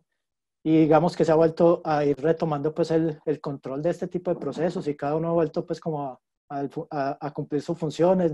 Digamos que las empresas de este sector ya se han fortalecido y cumplen una función. Y uno podría decir que en general el tema no es tan complejo como puede estar en otros países, especialmente pues con este tipo de suministros. Relacionado con el tema de los estruenos, pues es una hipótesis que normalmente aparece y seguramente hay que esperar pues que salga información como ha pasado con tantos otros productos. Ahí hay algunas señales desde el punto de vista pues de esos estudios informáticos en sílica que pueden dar alguna señal y seguramente está asociado pues a eso. Y específicamente pues eso sería lo que yo podría decir. Y sí me gustaría hacer un énfasis en el tema pues de la hidroxicloroquina porque eh, pues fue uno de los primeros productos que apareció como posible tratamiento para prevenir y tratar la enfermedad. Muy rápidamente pues hubo una gran cantidad de estudios clínicos que fueron publicados y al final pues inclusive lo dejamos probar en con Jaime específicamente fue una reflexión publicada en un diario importante de nuestro país, en el cual mencionamos pues cómo funcionaba la ciencia en casos de crisis como puede ser pues esta por la cual estamos pasando, donde hay que estar pues muy atentos a esa tentación que tiene uno de coger información que aparece y utilizarla rápidamente. Y normalmente pues estas, como siempre ha pasado y seguramente así seguirá pasando con los medicamentos, pues aparecen lo que uno llama resultados contrarios, unos a favor, otros en contra, pero en el caso pues de la hidroxicloroquina yo creo que ya hay un terreno bastante avanzado precisamente porque fue uno de los primeros productos y ya digamos que hay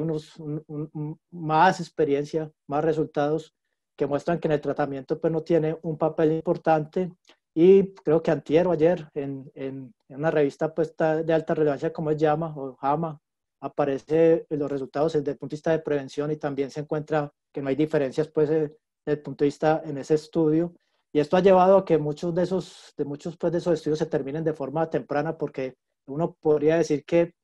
si hacen el ejercicio que yo les mencioné de entrar a esa tabla actualizada de información sobre los medicamentos, encontrarán pues que hidroxicloroquina, general cloroquina y hidroxicloroquina pues ya no tienen un papel importante. Pero quería hacer énfasis en este producto porque igual pasa con muchos otros. Entonces, por eso la necesidad, cuando uno está hablando de estos temas, pues de estar revisando esos sitios, porque normalmente pues eso necesita un trabajo muy exigente y uno tendría que hacer una revisión pues casi diario de artículos, pero digamos que ya hay instituciones como la que mencioné, el caso de los medicamentos que, digamos, generan ese tipo de estrategias o más bien plataformas de tanta importancia como es tener la información actualizada. Entonces, semanalmente esa tabla se actualiza, así que la invitación es a que utilicemos esas fuentes, obviamente pues con una mirada crítica, eso tiene una revisión muy juiciosa y estar pues como lo reclamamos o como lo mencionábamos, pues esto hay que estar muy atento a la información y sobre todo la forma como la estructuramos para comunicarla y que al final si estemos cumpliendo realmente esa función de proporcionar información que sea útil, que esté basada en evidencia y sobre todo, obviamente, desde una perspectiva de buenas prácticas con esa información. Yo dejaría por ahí, pues como por no extenderme más, pero es una pregunta muy interesante, insisto, que la respuesta es que hay que buscar, hay que encontrar esos sitios y por eso creo que uno de los tics más importantes es esa tabla que nosotros la utilizamos bastante pues para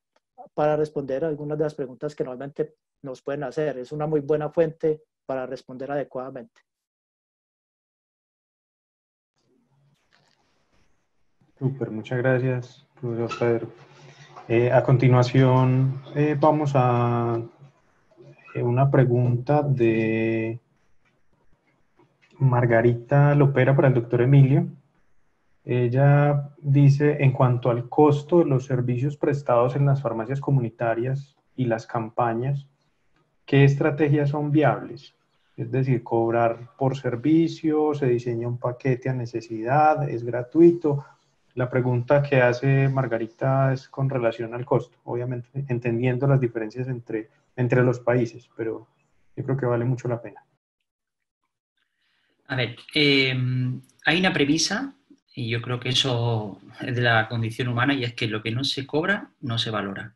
Es decir, hay servicios que podemos asumir con un coste cero, pero hay otros que lógicamente tenemos que tener un coste, porque hay una inversión de equipamiento, de reactivos y de material que hay que mantener, ¿no? O un ejemplo muy sencillo, la presión arterial aislada, la que le tomamos al paciente puntualmente, pues puedes cobrar o no cobrar. Nosotros no cobramos por esa toma, pero si luego necesitamos poner una prueba de 24 horas en una mapa, esa sí se cobra. El precio, pues como 5 veces inferior, el que estábamos cobrando en la farmacia, que el que tiene, por ejemplo, la consulta privada de medicina, ¿vale? El tema de los perfiles lipídicos, hemoglobina glicada y todo esto, pues tiene un reactivo, en este caso el disco que se utiliza para sacar la determinación, la lanceta, el guante que utiliza, la hora del profesional, pues todo eso tiene un coste que hay que saber cuál es y marcar un precio. Creo que es importante que el paciente perciba que tiene calidad el producto y el servicio que está llevando, pero por supuesto que tiene un coste. O sea, gratis se pueden hacer algunos, se pueden hacer campañas, por ejemplo, durante una semana vamos a determinar el colesterol gratuito, la glucosa o algo, en colaboración, entiendo, porque la industria farmacéutica a lo mejor esté detrás o echando una mano, porque le interesa esa campaña, pero es muy importante que el paciente perciba que ese servicio tiene un coste y que ese coste será asumible por la farmacia, por el paciente, por la campaña que patrocina el laboratorio, la industria farmacéutica o el centro de salud o quien corresponda, pero que es importante. Para mi punto de vista, creo que, ya digo, lo que no se paga no se valora. Entonces es importante que, bueno, adaptado al entorno de cada farmacia, de cada centro de salud, de cada consultorio, tener el coste establecido en ese barrio, ¿no? Yo tengo claro que estoy en un barrio humilde, pues tendría que tener unos precios humildes, ¿no? Si estuviera en un barrio de una clase media alta o muy alta, pues a lo mejor tendría unos precios más altos. No sé si he contestado así a la respuesta a la pregunta. Perfectamente. Y de una vez, doctor Emilio, aquí hay otra pregunta para usted con relación a con qué frecuencia visitan los pacientes la farmacia comunitaria para hacerlos parte de un programa de seguimiento. Y pregunta si viven cerca, ¿cómo es la dinámica? Bueno, la farmacia, no sé si en España tenemos una localización, en concreto en la capital, que lógicamente se acumulan más farmacias, tenemos una ratio de población que cada 250 a 300 metros hay una farmacia. Es decir, que una persona que viva en un bloque a 150 metros tendrá 2 farmacias o 3 de referencia a las que puede ir. O sea, sin problema ninguno de caminar y tal. Ahora, teniendo en cuenta esa facilidad, ¿no? O esa capilaridad de farmacias que existe por ratio de población, pues lógicamente cada persona, cada usuario elige una farmacia en función de su servicio, de la simpatía del personal que la atiende, de la variedad de productos, etcétera, ¿no? ¿Cada cuánto se cita? Pues depende del servicio. Por ejemplo, si yo lo que quiero es controlar la presión arterial y hacer un seguimiento, monitorización de la presión arterial porque le han cambiado la dosis del antihipertensivo o porque le han cambiado la estrategia terapéutica antihipertensiva, pues lo citaré posiblemente durante los 2 o 3 primeros días a ver cómo va y luego a las 2 semanas o al mes para ver la efectividad real del tratamiento. ¿Que la cosa es de una glicada o un perfil lipídico? Pues 3 meses, 6 meses, dependerá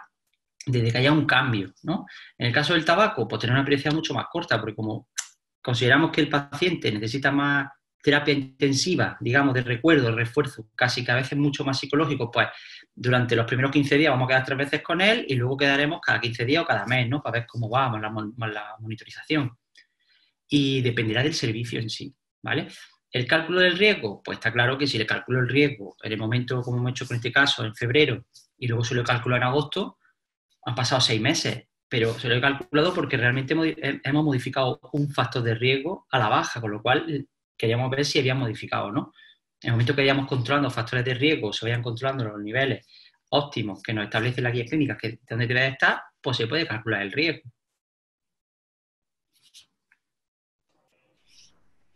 Perfecto, buenísimo. Y nos hace también una pregunta María Elena con relación al tema de telefarmacia en España y en Colombia. Yo creo que vale la pena responder esa pregunta para los dos. Yo quisiera complementar esa pregunta con una que me surgió a mí también, y es en esta situación, en la situación actual que tenemos de la pandemia, que nos hemos visto en la obligación de innovar, de buscar soluciones, de encontrar cómo mantenemos ese distanciamiento social y no solamente eso, sino fortalecemos los componentes de telemedicina y telesalud. La pregunta es, bueno, ¿para dónde vamos con eso? ¿Esto se va a mantener en el tiempo? ¿Va a ser sostenible en el tiempo? ¿Qué piensan los dos, el profesor Pedro y el profesor Emilio? Bueno, mi opinión personal es que, por ejemplo, lo que estamos haciendo ahora mismo, si yo fuera el paciente de tabaco y Jaime fuera el farmacéutico, podríamos tener perfectamente la serie de control de ver cómo van los síntomas, de ver cómo se encuentra perfectamente por teléfono o por videoconferencia, sin ningún problema. Si tuviera que comunicar con el centro de salud, pues un cambio de posibilidad de falta de efectividad de un tratamiento antihipertensivo o falta de efectividad en nuestro caso del tratamiento hipolipemiante, pues sería muy bueno poder contactar, ya no digo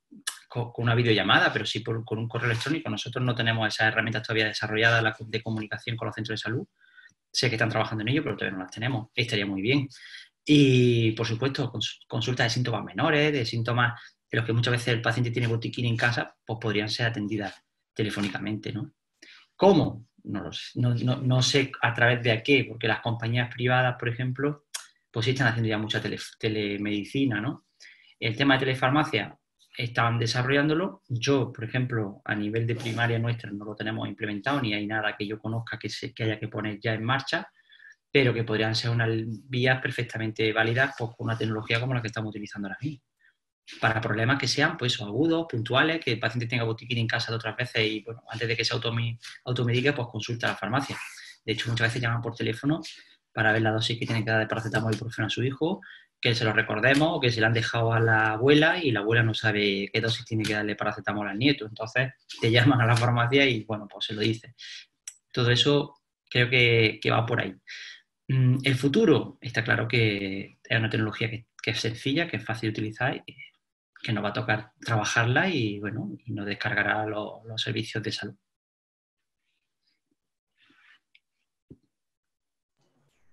Perfecto, muchas gracias. Doctor Bueno, Pedro. es que una pregunta muy provocadora para que hace uno hablando. Yo, con la transparencia que me caracteriza, voy a reconocer que tenemos una deuda como grupo de investigación con ese tema de la telefarmacia. Digamos que ya reconozco la labor que hizo el Ministerio de Salud,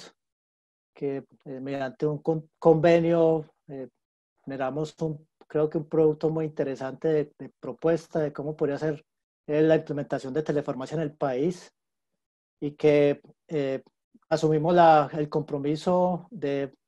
hacer una publicación amigable que motivara el proceso en el país y eso está pendiente. Yo creo que hay una tarea y obviamente tenemos un sesgo positivo y creemos pues que la telefarmacia se puede perfectamente ver como una modalidad de prestación del servicio farmacéutico. Y creemos que con el trabajo previo que se hizo, más actualizaciones que se han hecho, ahí hay un aporte que seguramente esperemos que lo podamos presentar pronto, como debe ser, para que este proceso siga avanzando más en el país. Digamos que esto fue previo a la pandemia. De hecho, pues lo que quiero decir con esto es que reconocemos que es una estrategia o una modalidad de prestación de servicio farmacéutico que puede tener mucho impacto en nuestro país, especialmente por las características, el contexto de lo que es la prestación de servicio farmacéutico, pues como tal, donde normalmente hay unas limitaciones significativas con respecto pues a la capacidad y digamos, las competencias como tal, desde el punto de vista de las personas para prestar algunos servicios en la mayoría de las farmacias, droguerías pues, de nuestro país. Creemos que con eso se podría perfectamente hacer un trabajo muy articulado, no solamente con el sistema, sino también con estos establecimientos farmacéuticos. Así que concretamente el tema de telefarmacia, especialmente pues con ese sesgo que tenemos en nuestra Universidad de Antioquia, donde hay todo un centro de telemedicina con la Facultad de Medicina que ha servido para capacitar, ha servido para entrenar y para prestar atención a muchos pacientes, pero digamos que tenemos una provocación muy interesante para seguir trabajando en el tema de telefarmacia y lo vemos como una opción que cada vez más se irá consolidando Y obviamente pues habrá que ir superando como en todo proceso yo creo que algunas dificultades, limitaciones o la forma como se asume el concepto. Telefarmacia no es solamente pues la entrega de medicamentos en forma, como llamamos aquí, a domicilio. Yo creo que hay un vacío y una necesidad muy grande de acompañar esa, digamos, provisión o suministro de estos productos con información, como debe ser el proceso de dispensación, que garantice pues, o minimice más bien el riesgo de que se utilice en forma inadecuada, que realmente se tenga pues esa posibilidad de contribuir, buscar conseguir los mejores resultados en salud, como es la filosofía como tal de la atención farmacéutica. Entonces yo creo que es un tema que se irá fortaleciendo mucho más, que necesita obviamente muchas personas que se comprometan con esto, y ahí la necesidad, como yo también lo he manifestado en muchos espacios, de que esto no sea pues de la idea la gran, digamos, como meta que puede tener el gobierno a través del Ministerio de Salud, sino también que se necesitan personas, grupos que se comprometan con este aspecto. Esencialmente, eh, es necesario seguir trabajando este tema, y creo pues que, insisto, no solamente el grupo, sino que creo que muchos tienen o tenemos deudas, porque creo que se ha hecho un esfuerzo importante desde el punto de vista gubernamental para lograr estructurar este tipo de aspectos, al igual que el concepto de atención integral. Entonces ahí quedan esos elementos, y quisiera pues insistir en algo que a unos ya sí le llama atención, y es que esta situación se ha visto como una forma, obviamente, de la entrega de medicamentos, no de la dispensación, a nivel pues, de las casas de los usuarios, y creo que necesitamos trabajar mucho ese tema para lograr que realmente sea un proceso de dispensación y no solamente pues, de entrega de medicamentos. Y siempre en clave de lograr, pues, como debe ser en toda parte, tener la mejor información, una forma concreta, una forma precisa, amigable, para lograr pues, el objetivo, y es que estos medicamentos se utilicen lo mejor posible. Y obviamente pues lograr tener la prestación de servicio en sitios con bastantes limitaciones, como hay varios en nuestro país, no solamente por talento humano, sino también logístico. Así que hay mucho por hacer, pero creo que hemos estructurado una propuesta que creo que puede ser obviamente implementada y ajustada, y tenemos ese compromiso, ese reto por cumplir.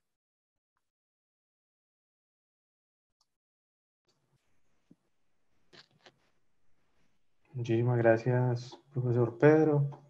Hay una muy buena eh, adición o complemento a lo que usted acaba de decir de María Cristina Baracaldo, nuestra amiga del Ministerio de Salud, a la que le enviamos un afectuoso saludo. Ella dice que adicionalmente, complementando lo dicho por el profesor Mariles, la normatividad vigente permite que se realice la telemedicina en el servicio farmacéutico como una modalidad en la prestación del servicio. Y eso a partir de la resolución 3100 de 2019. Creo que fue una de esas cosas pues, que se incorporó también en la normativa de telemedicina, y fue que no quedara como tal el servicio de telefarmacia, pero sí queda incorporado en la norma la prestación del servicio farmacéutico. Pregunta Carlos Suárez, y yo creo que esta nos puede ayudar también nos pueden ayudar a responderla los dos, y es: ¿cómo podría ser tenido en cuenta el regente de farmacia en este trabajo de acompañamiento al seguimiento farmacoterapéutico? Yo creo que también desde el punto de vista de cómo trabajan en España, doctor Emilio, con el personal técnico, yo creo que vale la pena de pronto responder desde esa perspectiva de España y desde la perspectiva de Colombia. Profesor Pedro, si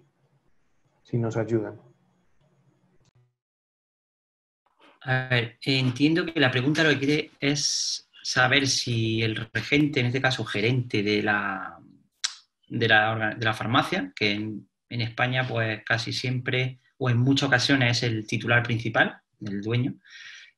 si es quien dirige o hace el seguimiento o ordena y marca las directrices para que se ejecute la farmacia como servicio. Entonces, de una Perdón, forma u le hago otra, una claridad, doctor Emilio, porque acá tenemos una dime, figura que es el regente, el regente es un tecnólogo en regencia de sí, farmacia, no es el profesional. El ah, tecnólogo en Colombia, los establecimientos farmacéuticos ambulatorios deben tener un regente de farmacia, pero no necesariamente tienen un farmacéutico profesional. Entonces la pregunta de Carlos Suárez es, ¿cómo estas personas, estos tecnólogos, pueden apoyar los servicios profesionales? muy sencillo, muy sencillo. Pues si son los que regentan y los que dirigen, tienen que marcar las directrices de que se haga. Pues, tener el personal cualificado para poder hacerlo, los recursos y herramientas y protocolos, buscarlo y ponerlo en marcha, hacerle seguimiento a esos protocolos, hacerle seguimiento a esas personas, capacitarlas si no están preparadas y marcarle objetivos, revisar esos objetivos de forma trimestral, por ejemplo, como hacemos nosotros, y revisando una serie de indicadores que para él, como regente en este caso, sus indicadores son pacientes en prevención cardiovascular que entran, pacientes que llevan 3 meses, pacientes que salen, no sé, por poner una serie de indicadores y marcarlo de esa manera. Y, por supuesto, estar ahí apoyando para que la persona que le corresponda hacerlo tenga los recursos, el tiempo, los medios, la capacitación para poder hacerlo. Y luego la motivación. Creo que el trabajo del regente es muy importante. Eh, una pregunta nuevamente muy interesante. Como normalmente lo manifesté, estas preguntas pues obviamente terminan siendo provocadoras, motivadoras o de mucho aprendizaje en términos de provocar cómo poder encontrar unas respuestas más adecuadas, pues no solamente desde lo teórico, sino desde lo práctico. Lo primero es que yo creo que el país está muy claro en cuáles son las funciones, competencias dadas por la norma, tanto para el químico farmacéutico, que sería pues el equivalente al farmacéutico en España, y para el tecnólogo en regencia de farmacia. De hecho, pues nuestra universidad tiene los dos programas. Y obviamente, pues en la norma que es como se tiene establecido, hay unas competencias que tienen que ver mucho con lo que es las funciones, insisto, pues como tal, y es muy claro en la norma de este país en el cual habitamos que el concepto como tal de atención farmacéutica en la norma que se equivale al de seguimiento farmacoterapéutico es una actividad exclusiva del químico farmacéutico.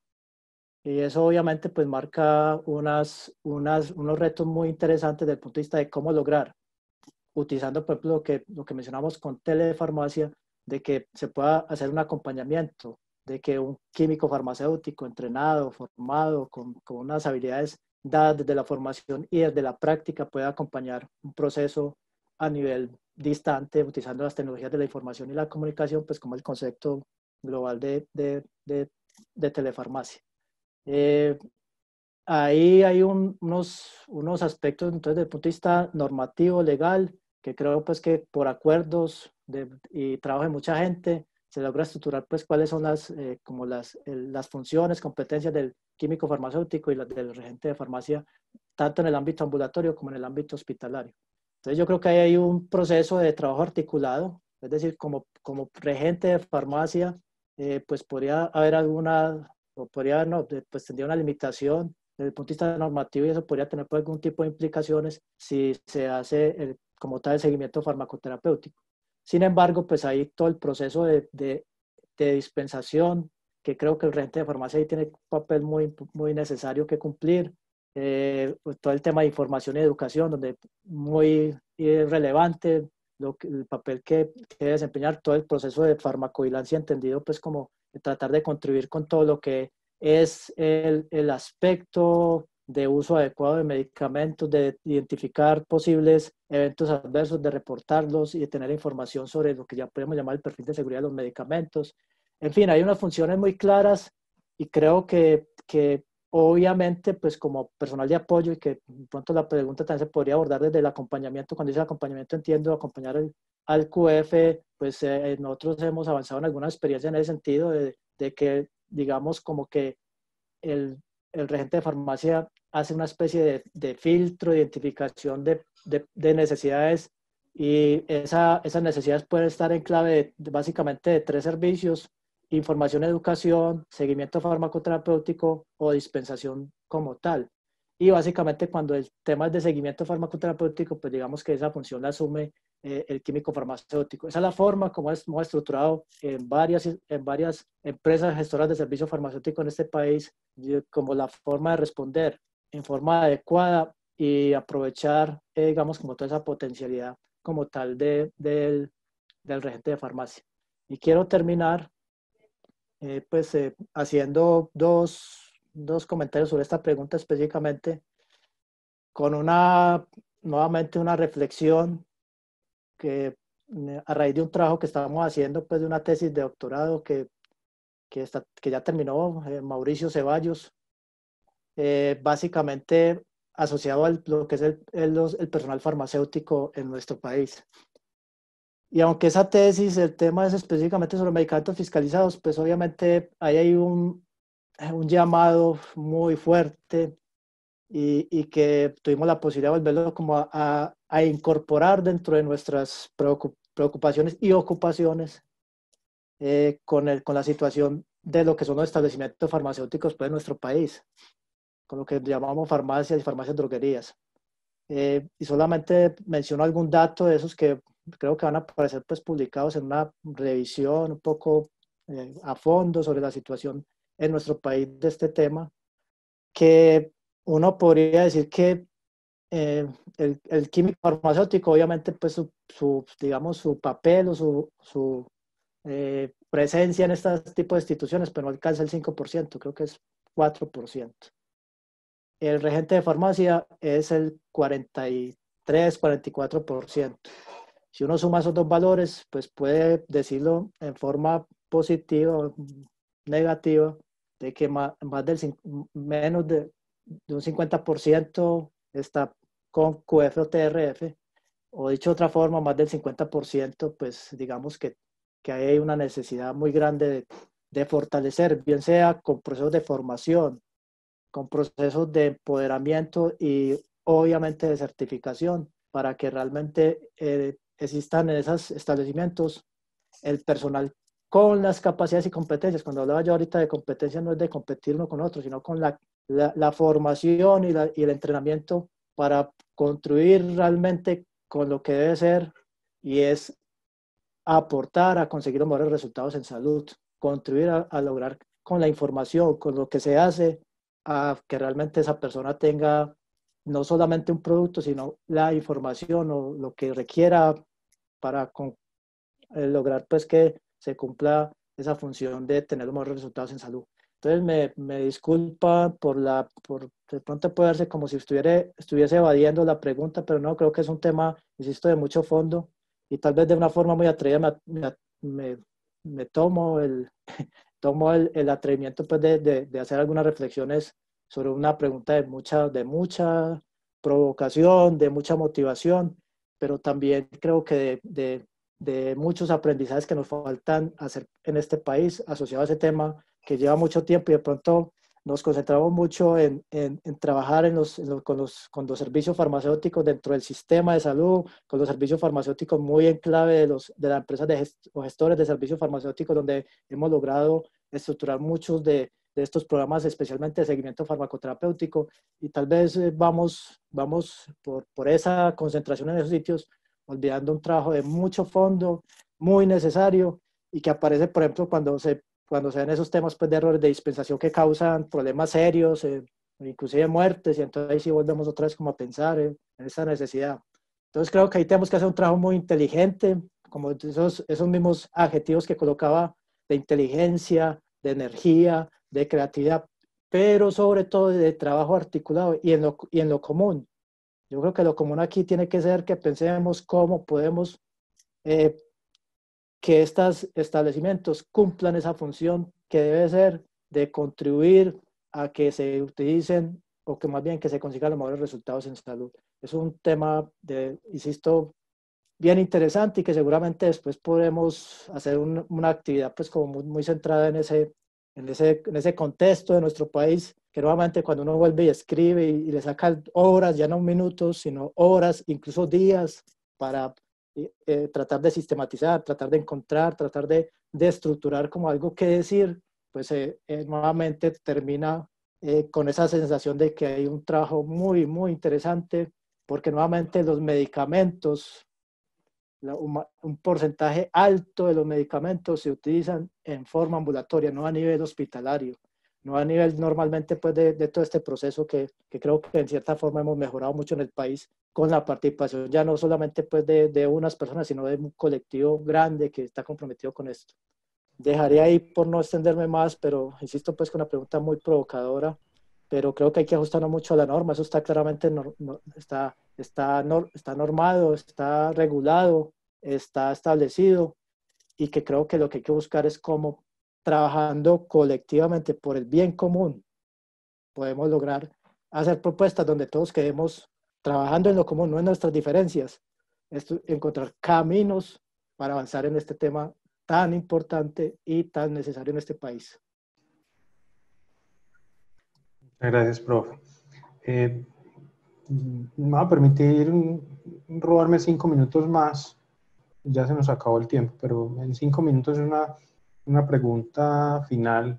que es la de el profesor Ilvar Muñoz. También lo saludamos desde acá, es nuestro amigo, profesor de la Universidad Nacional. Él pregunta específicamente para el doctor Emilio sobre telefarmacia en España. ¿Hay servicio de entrega de medicamentos a domicilio? Y también pregunta cómo se mantendría el principio de una farmacia propiedad de un farmacéutico. Y eso con respecto al interés de grandes cadenas de farmacias de apropiarse del mercado de la farmacia comunitaria, que podría aprovechar la coyuntura del aislamiento por la pandemia. Y finalmente, pues agradece por las actividades académicas. Adelante, doctor. Vale, pues nosotros lo tenemos, ¿vale? Durante la época de marzo, cuando empezó el confinamiento, se habilitó un sistema de entrega a domicilio legal desde las farmacias comunitarias. Claro, ahí entra el tema de cómo podemos extraer la receta sin tener la tarjeta física que en este caso utilizan los pacientes cuando van a la farmacia. Hay un documento que es el documento de entrega a domicilio. El paciente te llama por teléfono, te da el DNI, por ejemplo, nosotros podemos acceder al sistema, entramos, vemos la medicación que tiene prescrita, la podemos sacar, dispensar, la metemos en su bolsa y rellenamos el documento de entrega a domicilio. Cuando se le lleva al domicilio a su casa, el paciente tiene que firmar la entrega con la fecha y la medicación que le está entregando. De esa manera se salvaguarda los intereses económicos del dueño o cadena de farmacia frente al paciente usuario que está pues, facilitando un servicio. Para nosotros, bueno, pues ha supuesto un trabajo extra porque además de la presión que había, porque las farmacias entraban de uno en uno, de dos en dos, se formaban filas en la puerta, pues te llamaban los pacientes por teléfono, había que preparar los pedidos, muchos de ellos estaban pues, con COVID, estaban confinados, con lo cual suponía un riesgo para nosotros como personal tener que acercarse a las casas, tenían que firmarnos ese documento, pero bueno, de esa manera se salvaguardaba muy bien y de hecho todavía a día de hoy está habilitado ese sistema de dispensación excepcional de entrega a domicilio. Pero ya digo, hay un documento en el que el paciente firma la entrega y recepción con nombre y apellido de todo lo que ha recibido por parte del farmacéutico. Y nosotros luego, desde la farmacia, tenemos que mandar todos esos documentos que hemos cumplimentado de entrega a domicilio firmados por los pacientes a una dirección de nuestro colegio profesional farmacéutico, en este caso de la provincia de Granada. Se manda el listado completo y ellos ya lo almacenan para poner en conocimiento de la Junta de Andalucía si fuera necesario, del Servicio Público de Salud o quien lo requiriese. Excelente, perfecto. Muchísimas gracias nuevamente a todos los participantes. Las preguntas, creo que la sesión de preguntas se animó al final y estuvo bastante bueno. Un saludo para todos, pues, y con los mejores deseos de salud en esta época. Agradecerle nuevamente al doctor Emilio y al doctor Pedro y bueno, nos veremos pronto